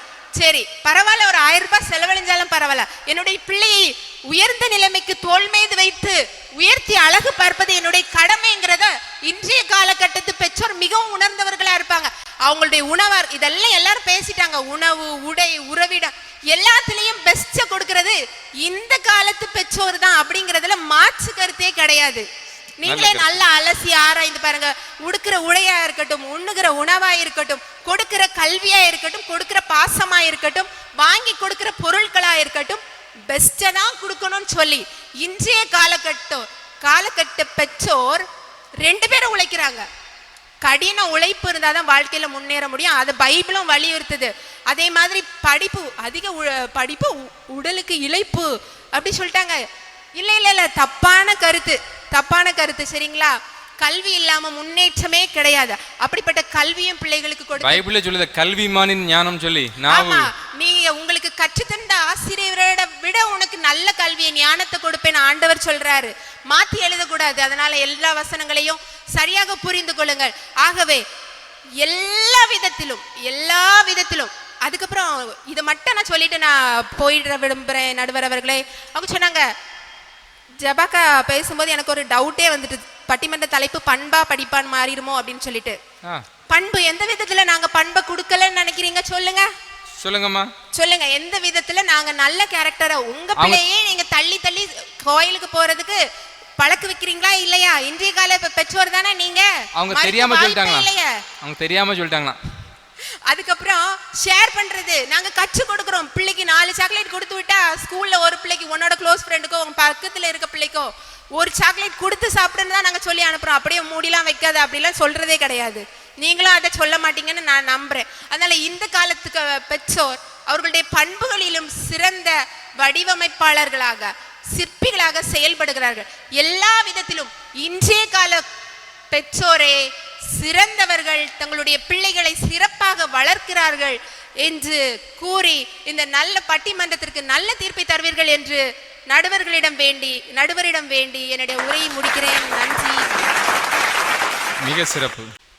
திருமதி சோபியா அவர்கள், இன்றைய தலைமுறை பெற்றோர்கள் தான் குழந்தைகளை வளர்ப்பது சிறந்தவர்கள் சொல்லி நிறைய கருத்துக்களை போட்டு எதிரணின்னெல்லாம் ஒரு புறமுது காட்டு ஓடக்கூடிய அளவிற்கு வச்சுட்டாங்க. அவங்க வந்து நிறைய புத்தகத்தை படிச்சிருக்காங்களாம, அந்த குழந்தை எப்படி வளர்க்கணும் அது கலைன்னு சொல்லுதாங்க. அந்த புத்தகம் பேரும் சொல்லியிருக்காங்க, வேணா நான் தாரேன் வாங்கி படிங்கம்மா அப்படின்னு சொல்லி இந்த எதிரணிக்கு ஒரு ஆலோசனை சொல்லியிருக்காங்க. நிறைய காரியங்கள், அதாவது நாங்கள் பெஸ்ட்டை தான் அந்த காலத்து பிள்ளைகளுக்கு கொடுக்குறோம். அவனுக்கு கல்வியில் ஒரு இடர்பாடுன்னு சொன்னால் அவனுக்கு உதவி செய்கிறோம், அவனுக்கு வேண்டிய எல்லாவற்றையும் நாங்கள் செய்கிறோம்.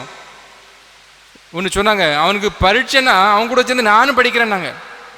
அப்போ எந்த அளவுக்கு அவங்களுடைய பிள்ளைகள் மேலே ஒரு பெரிய ஒரு ஈடுபாடுன்னு சொல்லி நம்ம அறிந்து கொள்ளலாம். நல்ல ஒரு முறையில் பிள்ளைகளை நாங்கள் வளர்க்கறதுக்கு பிரயாசப்படுதோம், சம உரிமை கொடுக்குறோம், நிறைய பண்பு நல்லா கற்றுக் கொடுக்குறோம், பகிர்ந்து கொடுக்குற பண்பு, நிறைய காரியத்தை நாங்கள் பிள்ளைகளுக்கு கற்றுக் கொடுக்குறோம். பிள்ளைகளை நாங்கள் ஏனாத்தோன்னு சொல்லி வளர்க்குறது கிடையாது. நாங்கள் எதுக்கு 2 பிள்ளைகளை பெற்றுக்கொண்டோன்னு சொன்னால் அதை நல்ல சிறப்பாக உருவாக்கணும், அதை பெஸ்ட்டாக நாங்கள் மாற்றணும், அதுக்கு தான் நாங்கள் 2 போதும் அப்படின்னு சொல்லி இந்த எதிரணியினுடைய அப்படி முகத்தில் அடித்த மாதிரி பேசிட்டாங்க. எப்படி ரோட்டில் போகும்போது மழை நேரங்களில் ஒரு வண்டி போச்சுன்னா எப்படி தண்ணியை மேலே அடிச்சுட்டு போகிற மாதிரி எதிரணினெல்லாம் கொஞ்சம் தலைகுனியே வைக்கக்கூடிய அளவிற்கு அவங்கள்ட்ட பேச்சு. எதிரணி தலைவரையே போட்டு அவரே கண் பிதுங்கி கண்ணாடி தொடச்சி அப்படியே எடுத்து பார்க்கக்கூடிய அளவிற்கு அவருடைய பேச்சாற்றல் எதிரணியினரை தாக்கியிருக்கு. இப்போ இறுதிக்கட்ட போர் அந்த மாதிரி ஒரு சிச்சுவேஷனுக்கு வந்தாச்சு. வெற்றியா தோல்வியா அப்படிங்கிற ஒரு சிறந்த ஒரு இக்கட்டான நிலைமைக்கு எதிரணி தள்ளப்பட்டிருக்கு. இப்போ வந்து எப்படி 10 பந்துக்கு 20 ரன் தேவை அல்லது 50 ரன் தேவை, அந்த மாதிரி ஒரு இக்கட்டான நிலைமைக்கு இது எதிரணி போயிருக்கு. இப்போ சாமித்திரான எதிரணியினுடைய அந்த கால பெற்றோர்கள் தான் சிறந்தவர்னு சொல்லி பேசுவதற்கு இருக்கிறாங்க.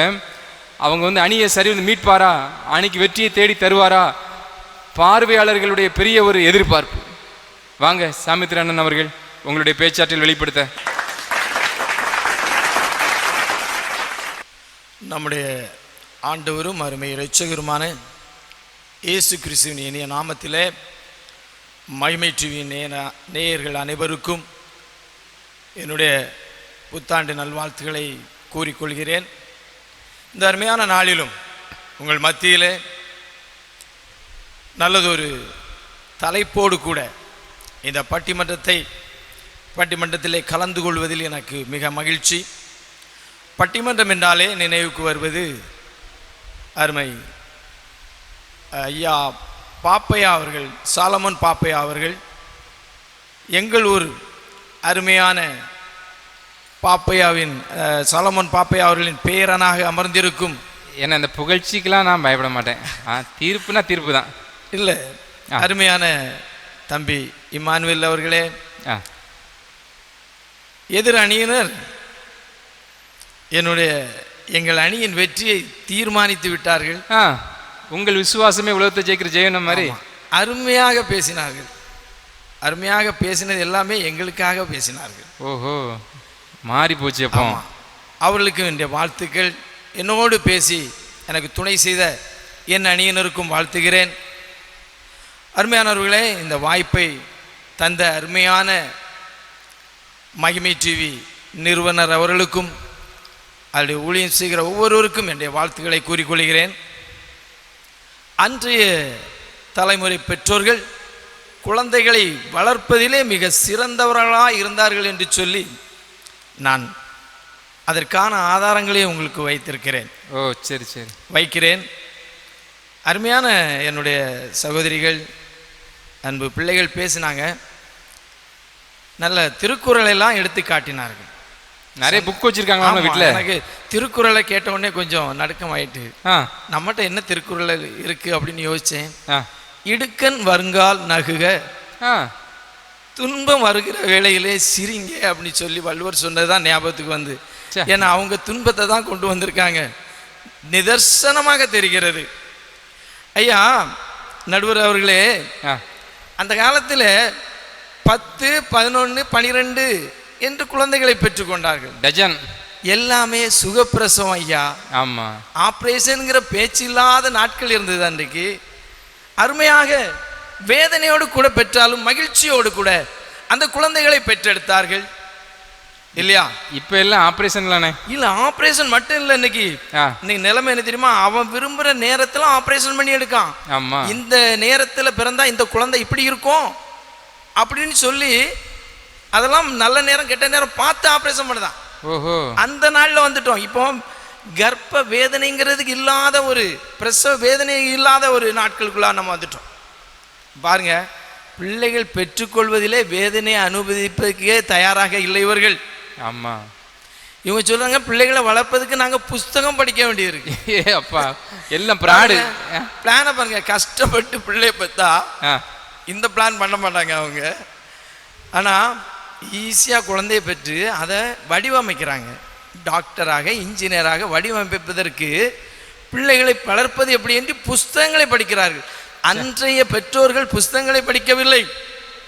ஆதியாகமும், யாத்திரையாகமும், எண்ணாகமும், உபாகமும், சங்கீத புஸ்தகங்கள் இன்னைக்கும் இஸ்ரேல் தேசத்து பெண்கள் படிக்கிறார்கள் தாங்கள் கர்ப்பமாய் இருக்கிற காலத்திலே. ஆகவேதான் அங்குள்ள பிள்ளைகள் இந்த பூமியில இருக்கிற விஞ்ஞானிகளிலே 60% விஞ்ஞானிகள் அவர்களாக இருக்கிறார்கள். ஒரு ஞானவானா இருக்காங்க, ஞானவான்களா இருக்கிறாங்க. ஏன்னா இவங்க சொல்றாங்க இனிமே படிப்பாங்களாம். ஆமா, இவங்க பிள்ளைகளை ஞானிகளாக்குவதுக்கு படிக்கல, வடிவமைக்கிறார்கள். இன்ஜினியர்களாக, டாக்டர்களாக.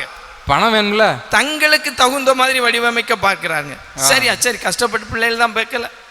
பிள்ளைகளுக்கு பேர் வைக்கிறதாவது எப்படி வைக்கிறாங்கன்னு பாப்போமா? இந்த காலத்துல, அந்த காலத்துல பேர் வச்சாங்க பாருங்க.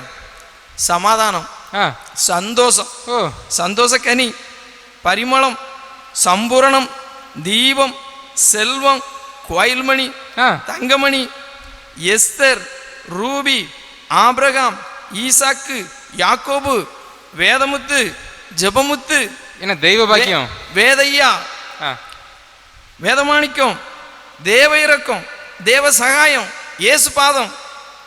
இன்னைக்கு என்ன பேருங்க வைக்கிறோம்? இன்னைக்கு நெட்ல போட்டு சர்ச் பண்ணுதான், சர்ச் பண்ணுதான். ஆமா, டைசன்ங்க, கைசன்ங்க, வாயிலே வரமாட்டேங்குது.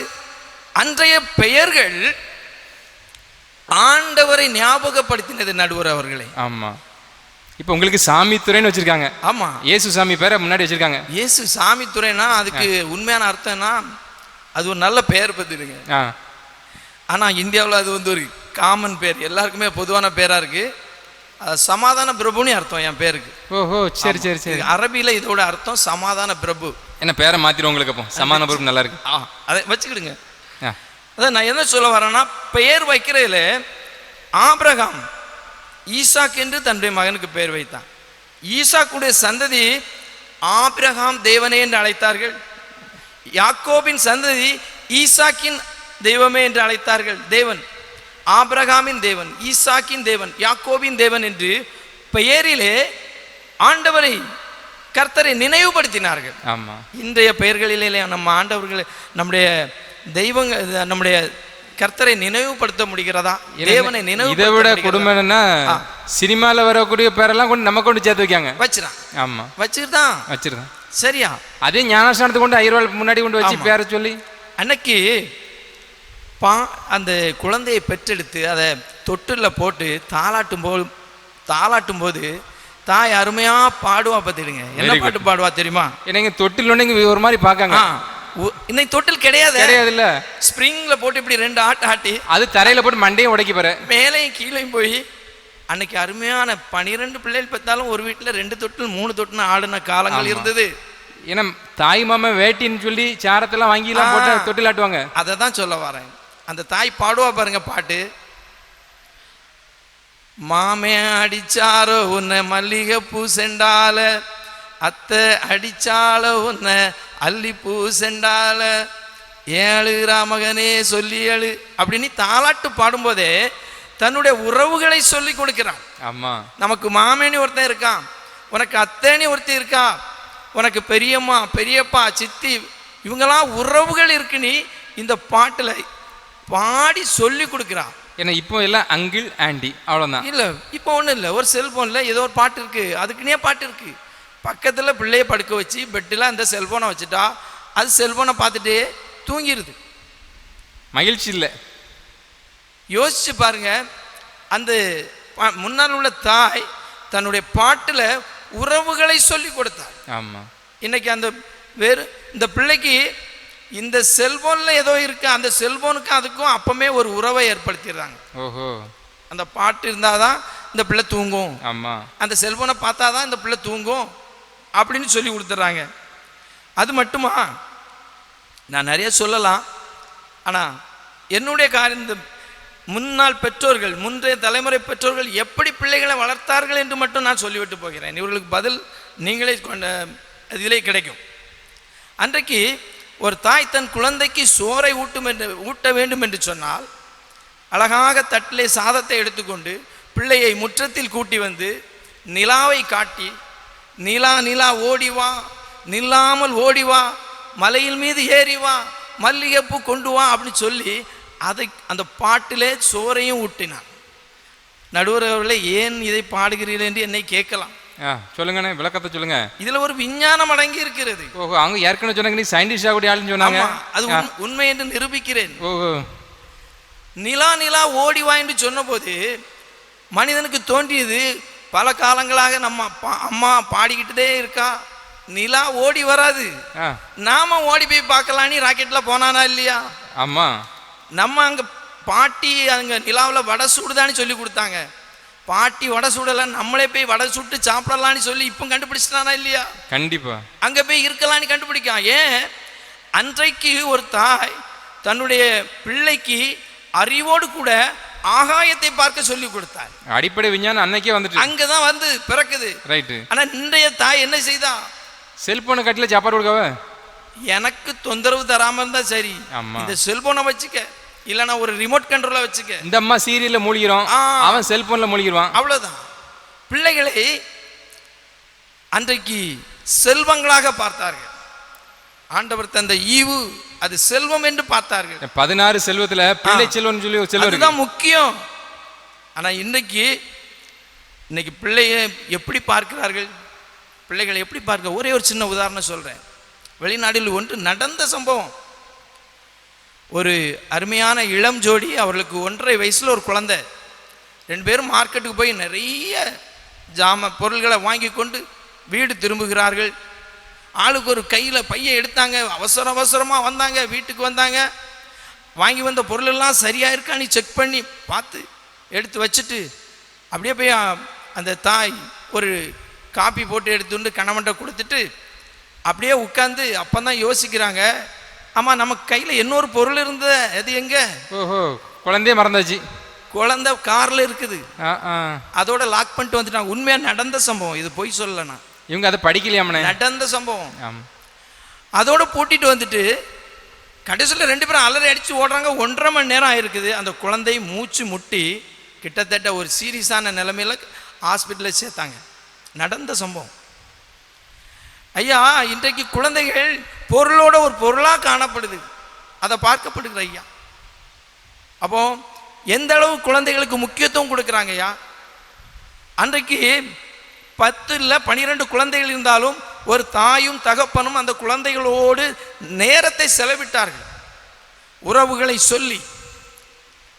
சொல்லி கொடுத்து, பாசம், விட்டு கொடுக்கிற தன்மை சொன்னாங்களா? அருமையான சகோதரி சொன்ன போல 10 தோசை சுட்டா ஒவ்வொரு தோசையாக சாப்பிடணும்ப்பா, எல்லாத்தையும் நீ சாப்பிடக்கூடாதுன்னு சொல்லி கொடுத்தாங்க. அது மட்டும் இல்லை, ஒரு தகப்பன் என்ன செய்வான், தன்னுடைய ஓய்வு நாளில் அந்த குழந்தைகள் வீட்டில் இருந்தால் அதை கூட்டிகிட்டு போவான், தோட்டத்துக்கு கூட்டிகிட்டு போய் அந்த தோட்டத்தை காட்டுவான். இது உங்கள் தாத்தா வச்ச மரம், இது நான் வச்ச மரம், இது உங்கள் தாத்தா தோண்டின கிணறு. அந்த நிலங்களை கொட்டி சொல்லி கொடுப்பான், அந்த விவசாயத்தை சொல்லி கொடுப்பான், மாடுகளை சொல்லி கொடுப்பான்.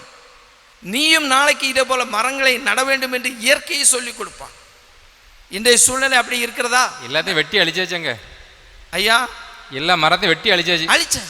ஏன்னா இன்றைக்கு ஒரு தகப்பனுக்கோ ஒரு தாய்க்கோ பிள்ளையோடு செலவிடுகிற நேரமே இல்லை.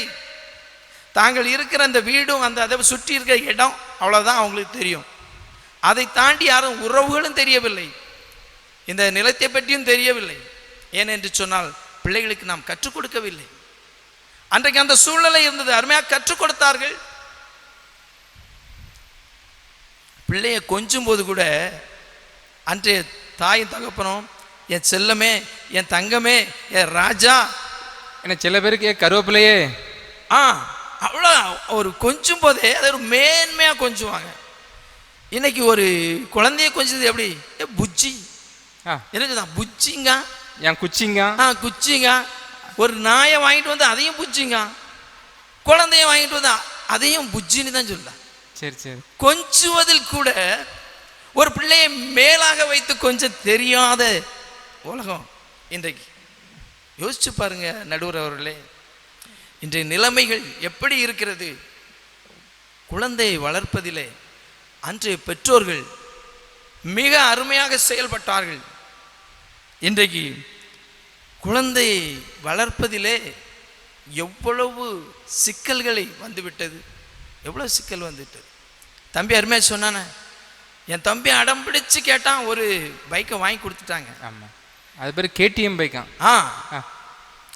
ஆனால் இவங்க கேட்குறாங்க, சரி, அன்றைய பெற்றோர்கள் அந்த குழந்தையோடு அந்த நேரத்தை செலவிடும் போது அந்த குழந்தைக்கு தெரியும் நம்முடைய தகப்பனுக்கும் தாய்க்கும் வருமானம் என்ன, அவர்கள் எவ்வளவு கஷ்டப்படுகிறார்கள் என்று சொல்லி தெரியும். இன்றைய குழந்தைகளுக்கு தன் தாயும் தகப்பன் கஷ்டப்படுவதும் தெரியாது, வீட்டு வருமானமும் தெரியாது. ஆகவே அது 2 லட்சத்துக்கு தான் பைக் கேட்கும். எல்லாம் சொகுசு வாழ்க்கை. வாழ்க்கை யோசிச்சு பாருங்க. 2 லட்சம்னா சாதாரண விஷயமா? ஒரு சாதாரண நடுத்தர வீடுகளுக்கு அது ஒரு பெரிய தொகை. தகப்பனுடைய உழைப்பு வேறு துளியா. ஏன்னு சொல்ல, அதை வாங்கி தரட்டா என்ன சொல்லுவான், அடுத்தால ஒரு வார்த்தை சொல்லுவான், நான் இப்படி ஆயிடுவேன் அப்படி ஆயிடுவேன், மிரட்டுவான் தாயின் தகப்பனே. ஒரு செல்வனுக்காக தற்கொலை பண்ணிக்கிற பிள்ளைகள். அப்போ நம்மளோட பிள்ளைகள் இந்த காலகட்டத்திலே பெற்றோர்கள் எந்த அளவில் வளர்க்கிறார்கள் என்று சொல்லி நாம் யோசிக்க வேண்டும். அது மட்டும் இல்லை நடுவர் அவர்களே, இன்றைய பெற்றோர்கள் குழந்தைகளிடத்திலிருந்து சுதந்திரமாக இருக்க விரும்புகிறார்கள். குழந்தைகள், நான் சொன்னேன் அவர்கள் நேரத்தை செலவிடவில்லை என்று சொல்லி. அதே சமயம் குழந்தைகள் வீட்டில் இருந்தால் கூட தாங்கள் சுதந்திரமாக இருக்க வேண்டும் என்று சொல்லி அது கையில் ஒரு ரிமோட்டையோ ஒரு மொபைலையோ இதையே கொடுத்து ஓம் வேலையை நீப்பாரு, என்னை செரப்படுத்தாம இருக்காங்க. அதேதான், என்னைய உபத்திரவப்படுத்தாம இருந்தா போதும். ஏன்னா அதுக்கு இப்போ ஒரு வார்த்தை, செரப்படுத்தாதையா. செரப்படுத்தாத, என்னைய செர இல்லாம வச்சா செரப்படுத்தாம இருந்தா சரி. பிள்ளைகளுக்கும் பெற்றோருக்கும் ஒரு இடைவெளி அதிகரித்து இருக்கிறது இந்த காலத்தில். அதை நாம் புரிந்து கொள்ள வேண்டும். அதற்காக தான் இந்த பட்டிமன்றம். தயவு செய்து அன்றைய பெற்றோர்கள், சகோதரி சொன்னது போல, ஒரு பள்ளிக்கூடத்தில் கொண்டு அந்த குழந்தையை விட்டோன்னா சொல்லுவாங்க, பிள்ளையை தண்டிச்சு நல்லா கண்டிச்சு சொல்லி கொடுங்க ஐயா. இன்றைக்கு என்ன சொல்லும், என் பிள்ளை மேலே கை வைக்கப்படாது, கை வைக்கப்படாது. அவன் அப்பமே முடிவு பண்ணிட்டான், நம்மள யாருமே அடிக்க மாட்டாங்க, நாங்கள் எப்படி வேணாலும் இருக்கலாம், நான் என்ன வேணாலும் செய்யலாம் அப்படிங்கிற ஒரு நிலைமை, அந்த தைரியம் வந்து விடுகிறது இந்த குழந்தைகளுக்கு. பெற்றோர் சொல்லிக் கொடுக்க வேண்டிய பயம், பெற்றோரை பற்றிய பயம் இல்லை. ஆகவே இன்றைய பெற்றோர்கள் குழந்தையை எப்படி வளர்க்கிறார்கள் என்று சொல்லி நிதர்சனமாக நாம் பார்க்கிறோம், நிதர்சனமாக பார்க்கிறோம். வளர்ப்பு சரியில்லை இங்கே நிச்சயமாக நிதர்சனமாக பார்க்கிறோம். ஆனால் அன்றைய பெற்றோர்கள் வளர்ப்பில் நல்ல தலைவர்கள் உருவானார்கள். நன்றாக கவனிக்க வேண்டும் தலைவர்களே, உங்களை போன்ற நல்ல தலைவர்களை உருவாக்கினார்கள் அன்றைய பெற்றோர். ஒரு காமராஜர், ஒரு கக்கன் போன்ற பெரும் தலைவர்கள் ஊழலே செய்யாத மிக நேர்மையான, இந்த உலகத்தில் ஒரு கணக்கெடுப்பு நடத்தியிருக்காங்க, மிக நேர்மையான மனிதர்கள் அப்படிங்கிறதுல நம்முடைய காமராஜர் இடம் பெற்றிருக்கிறது. படித்தது ஆராப்பு தான், உலக அளவில் நேர்மையான ஒரு மனிதன் அப்படிங்கிறதுல. ஆனால் இன்றைக்கு நீங்கள் யோசிச்சு பாருங்க, ஒரு மனிதனை கூற முடியுமா? அன்றைய வளர்ப்பு, அன்றைய பெற்றோருடைய ஈடுபாடு, அந்த பெற்றோருடைய தியாகம் அப்படிப்பட்ட ஏன்னா ஒரு பழமொழி சொல்லுவாங்கல்ல, முருங்கையை ஒடிச்சு வளர்க்கணும், பிள்ளையை அடிச்சு வளர்க்கணும். நல்ல வேலை ஞாபகப்படுத்தின. ஆமாம். இப்போ முருங்கை அடிச்சு வேலை. இப்போ என்ன எடுத்துக்கிட்டிங்கன்னா, எங்கள் வீட்டில் நான் ஊரில் ஏதாவது பிரச்சனை பண்ணி எங்கள் வீட்டில் வந்து என்னை பற்றி கம்ப்ளைண்ட் பண்ணால் எங்கள் அம்மா என்ன சொல்லுவாங்க தெரியுமா? நீ வீட்டுக்கு அடங்கட்டா ஊருக்கு தான் அடங்குவா. ஓஹோ, அப்படி இருக்கு. ரெண்டு வாய்ப்பு இருக்கு அப்போ. ஆமாம், வீட்டுக்கு அடங்கட்டா ஊருக்கு தான் அடங்குவா அப்படிம்பாங்க. ஏன்னா ஒருத்தட்டையும் போய் எங்கள் அம்மா அப்பா எனக்காக சண்டை போட்டதே கிடையாது. நீ பிரச்சனை இல்லாமல் இருந்தால் அவங்க ஏன் பிரச்சனை பண்ண போகிறாங்க அப்படின்னு சொல்லி. ஆனால் இன்றைக்கு அப்படி இல்லை. என் பிள்ளையே நீ தொட்டுட்டிய அப்படின்னு சொல்லி எவ்வளோ பெரிய பிரச்சனைகளை வருது பார்த்தீங்களா? ஆகையால புரியாத பெற்றோராக இருக்காங்க. நிச்சயமா பிள்ளைகளுக்கு அன்பை சொல்லி கொடுக்க நேரம் இல்லை. பிள்ளைகளுக்கு நல்ல பண்புகளை வளர்க்க இன்றைய பெற்றோரிடம் நேரம் இல்லை. ஆகவேதான் இன்றைய பெற்றோர்கள் குழந்தை வளர்ப்பதில் சிறந்தவர்கள் இல்லை. அன்றைய பெற்றோர்கள் சிறப்பாக குழந்தைகளை வளர்த்து நல்ல தலைவர்களாக, நல்ல மனிதர்களாக, மனிதநேய மிக்கவர்களாக ஆக்கி வைத்திருந்தார்கள். ஆகவே அருமையான தலைவர் அவர்களே, நல்லதொரு தீர்ப்பை நீங்கள் சொல்வீர்கள் என்று சொல்லி அருமையான இந்த வாய்ப்பை கொடுத்த மகிமை டிவி நடத்துகிற அருமையான சகோதரன் அவர்களுக்கும் இதை பார்க்கிற எல்லாருக்குமே மீண்டுமாக ஒரு முறை புத்தாண்டு வாழ்த்துக்களை கூறி நன்றி கூறி விடைபெறுகிறேன். நன்றி, வணக்கம். மிக சிறப்பு. அணி தலைவர் என்கிற ஒரு பொறுப்போடு கூட அந்த அணியை அவரும் அந்த எதிரணிக்கு சமமாக கொண்டு வந்திருக்கிறார். இப்போ நம்ம பார்க்கலாம், ரோட்டில் போகும்போது 2 பஸ்ஸு, ஆம்னி பஸ் எடுத்துக்கலாம், அது நம்ம அரசு பேருந்து எடுத்துக்கலாம். சைடு வாங்கும்போது அப்படியே ஈக்குவலாக சில சமயத்தில் போவோம், பஸ்ஸோ காரோ நம்ம பார்க்குறோம். அதுபோல் 2 அணியினரும் இங்கே சமமாக பேசியிருக்காங்க. உங்களுக்கு இளைத்தவர்கள் நாங்கள் அல்ல அப்படின்னு சொன்ன மாதிரி 2 அணியும் சமமாக பேசியிருக்காங்க. குறிப்பாக எதிரணியில் இப்போ கடைசியாக பேசிட்டு போன சாமித்திரனுடைய பேச்சு வந்து எதிரணியை ஒரு நல்ல தாக்குதல், அவங்கள வந்து விழ தள்ளின போல தான் ஒரு தோற்றம். ஆனால் எதிரணி அதுக்கு எல்லாம் ஈடு கொடுத்து அவங்க ஏற்கனவே பேசிட்டாங்க. அவங்களும் நாங்களும் எல்லாமே நாங்கள் வச்சுருக்குறோம், எங்கிட்டையும் அணுகுண்டுலாம் இருக்குன்னு சொல்லி ஏற்கனவே அதெல்லாம் நிரூபித்து காட்டிட்டாங்க.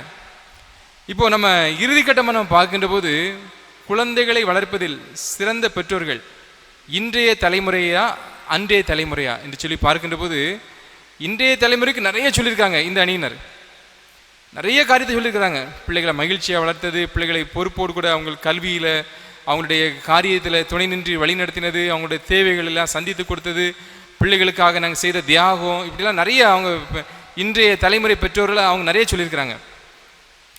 இந்தியாவில் குறிப்பிட்ட ஒரு மாநிலத்தில் ஒரு பள்ளிக்கூடம், மாலை நேரத்தில் பள்ளிக்கூடம் முடிகிறது.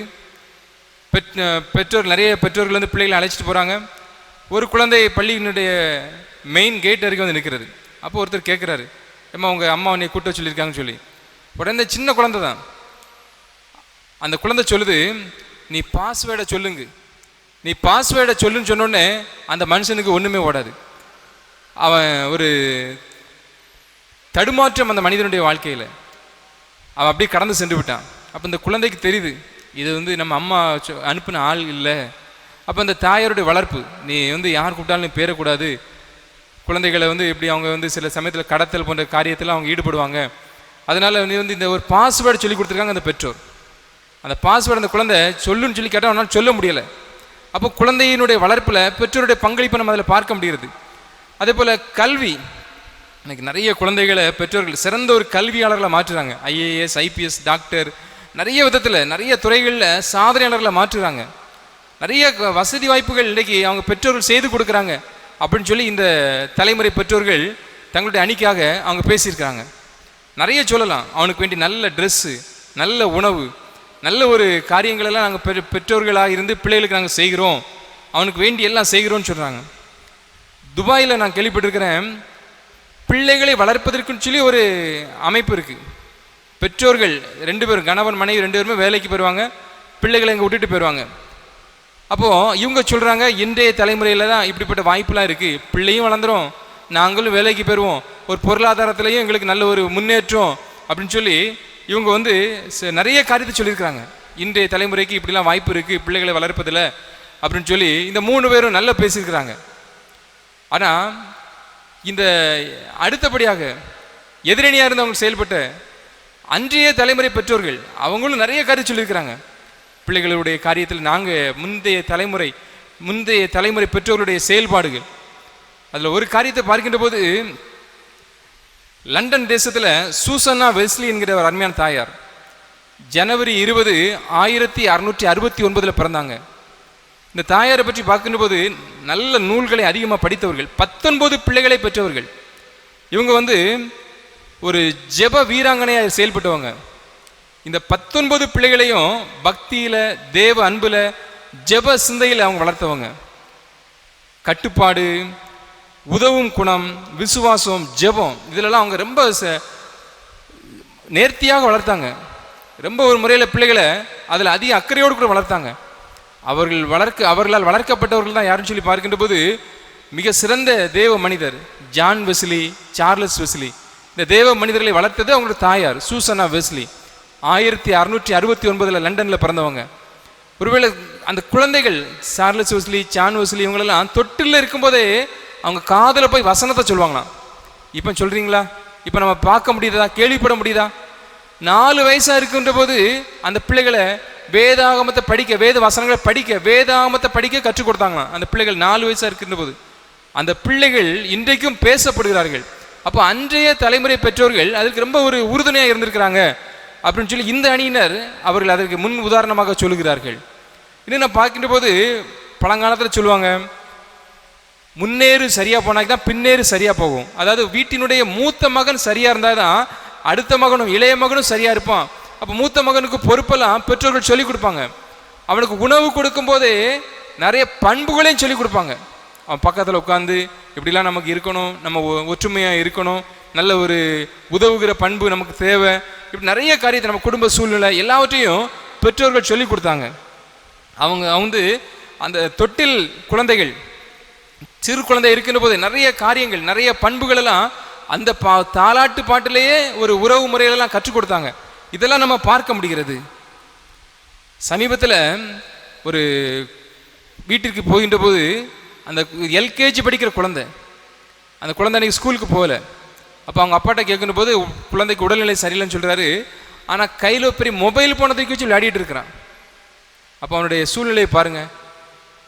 அப்போ அவனுடைய இப்போ நாமே அவனுக்கு கெடுத்தது போல அவனுக்கு மொபைலை கொடுத்து அவன் மொபைலுக்கு அடிமையாகி அவன் அதனுடைய காரியத்தில் தாக்கப்படுகிறான், பாதிக்கப்படுகிறான். அப்போ இன்றைய தலைமுறை பெற்றோர்கள் அதற்கு அவன் உறுதுணையாக இருக்கிறத நாம் பார்க்க முடிகிறது. நடந்த ஒரு சம்பவத்தை நான் சொல்ல ஆசைப்படுகிறேன். ஒரு பேருந்து நிலையத்தில் ஒரு தம்பி ஒரு நாள் என்கிட்ட ஃபோனை வாங்கினான். ஆனால் ஒரு ஃபோன் பண்ணணுங்கிறான். யாருக்குன்னு சொல்லி கேட்டேன். எங்கள் அம்மாவுக்குன்னு சொல்லி கேட்டான். நான் ஃபோனை கொடுக்குறேன், பக்கத்தில் தான் நிற்கிறேன். அவன் ஃபோன் பண்ணுறான் அவங்க அம்மாவுக்கு.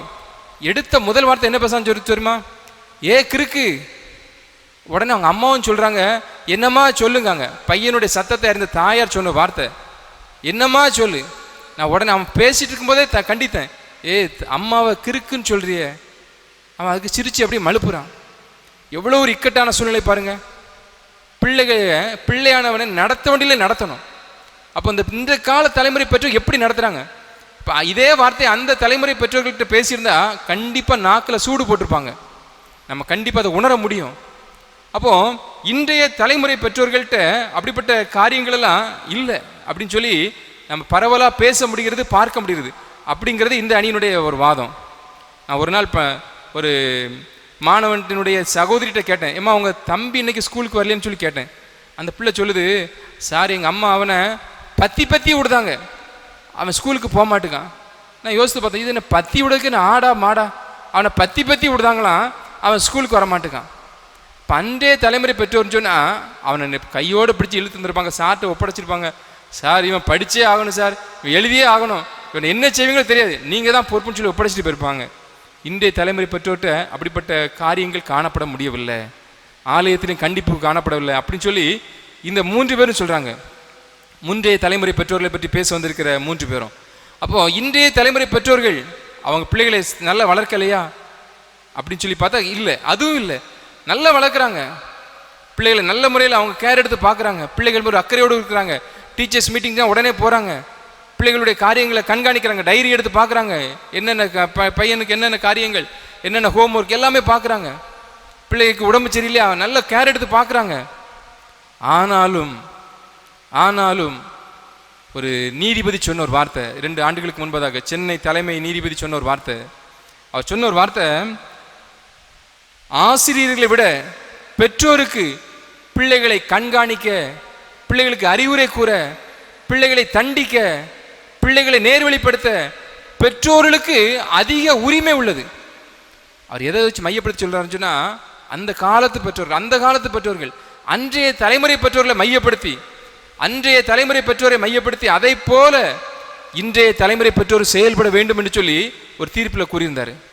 அப்போ இன்றைய தலைமுறை பெற்றோர் பிள்ளைகளை நல்லா வளர்க்குறாங்க. ஆனால் நம்ம தலைப்பு என்னன்னு சொல்லி பார்த்தீங்கன்னு சொன்னா, இன்றைய குழந்தைகளை வளர்க்கல சிறந்தவர்களாய் காணப்படுவதை பார்க்கின்ற போது அது அன்றைய தலைமுறை பெற்றோர்கள் தான் அதிக அளவு முக்கியத்துவம் வாய்ந்ததை காணப்படுகிறது. ஆகவே குழந்தைகளை வளர்ப்பதில் சிறந்தவர்கள் என்று சொல்லி பார்க்கின்ற போது இன்றைய தலைமுறை பெற்றோர்களை விட அன்றைய தலைமுறை பெற்றோர்கள் தான் சிறந்தவர்கள். அன்றைய தலைமுறை பெற்றோர்கள் தான் சிறந்தவர்கள். அவர்களுடைய அடிச்சூடுகளை நீங்களும் பின்பற்றுங்கள். அவர் எப்படிலாம் பிள்ளைகளை வளர்த்தார்கள் என்பதை இன்றைய தலைமுறை பெற்றோர்கள் அறிந்து அதற்கேற்ற விதத்தில் உங்கள் பிள்ளைகளை நல்வழிப்படுத்துங்கள், சீர்படுத்துங்கள், ஸ்திரப்படுத்துங்கள், கர்த்தருக்குள் வழிநடத்துங்கள். நிச்சயமாகவே இன்றைய தலைமுறை பெற்றோர்கள் அந்த காரியத்தை செய்கிற போது உங்கள் பிள்ளைகளும் சிறப்பாக வாழ்வார்கள். ஆகவே இந்த புத்தாண்டில் ஒரு தீர்மானம் எடுங்க, பிள்ளைகளை நல்வழியில் நான் நடத்த வேண்டும். அதற்கு அன்றைய தலைமுறை பெற்றோர்களை உதாரணமாக வைத்துக் கொள்ளுங்கள். நிச்சயமாகவே உங்களுடைய குழந்தையினுடைய வாழ்வு நலம் பெறும். எல்லா நன்மைகளும் இறைவனுடைய கரத்திலிருந்து உங்களுடைய குழந்தைகள் வாழ்வில் கிடைக்கும், மகிழ்ச்சி உண்டாகும் என்று கூறி வாய்ப்பளித்த உங்கள் யாவருக்கும் இந்த பட்டிமன்றத்தை மகிமை தொலைக்காட்சியின் வழியாக, யூடியூப் சேனல் வழியாக பல்வேறு நாடுகளிலிருந்தும் வீடுகளிலிருந்தும் பல இடங்களிலிருந்து கேட்டு ரசித்து கொண்டிருக்கிற, மகிழ்ந்து கொண்டிருக்கிற உங்கள் யாவருக்கும் மகிமை தொலைக்காட்சியின் வாயிலாக மீண்டும் ஒரு முறை நன்றிகளையும் வாழ்த்துக்களையும் புத்தாண்டு வாழ்த்துக்களையும் கூறி மகிழ்ச்சியோடு கூட இந்த பட்டிமன்றத்தை நிறைவு செய்கிறேன். வில்லியம் கேரிங்கிற ஒரு தேவ மனிதர் சொன்ன ஒரு வார்த்தை, தேவனிடத்தில் பெரிய காரியங்களை எதிர்பாருங்கள், தேவனுக்கு என்று சொல்லி பெரிய காரியங்களை செய்யுங்கள். இந்த புதிய ஆண்டிலும் தேவனிடத்தில் பெரிய காரியங்களை நீங்கள் எதிர்பாருங்கள், தேவனுக்கு என்று சொல்லி பெரிய காரியங்களை செய்யுங்கள் என்று சொல்லி இந்த பட்டிமன்றத்தினுடைய காரியத்தை நிறைவு செய்கிறேன். கேட்டு ரசித்து மகிழ்ந்த உங்கள் யாவருக்கும் நன்றி, வணக்கம்.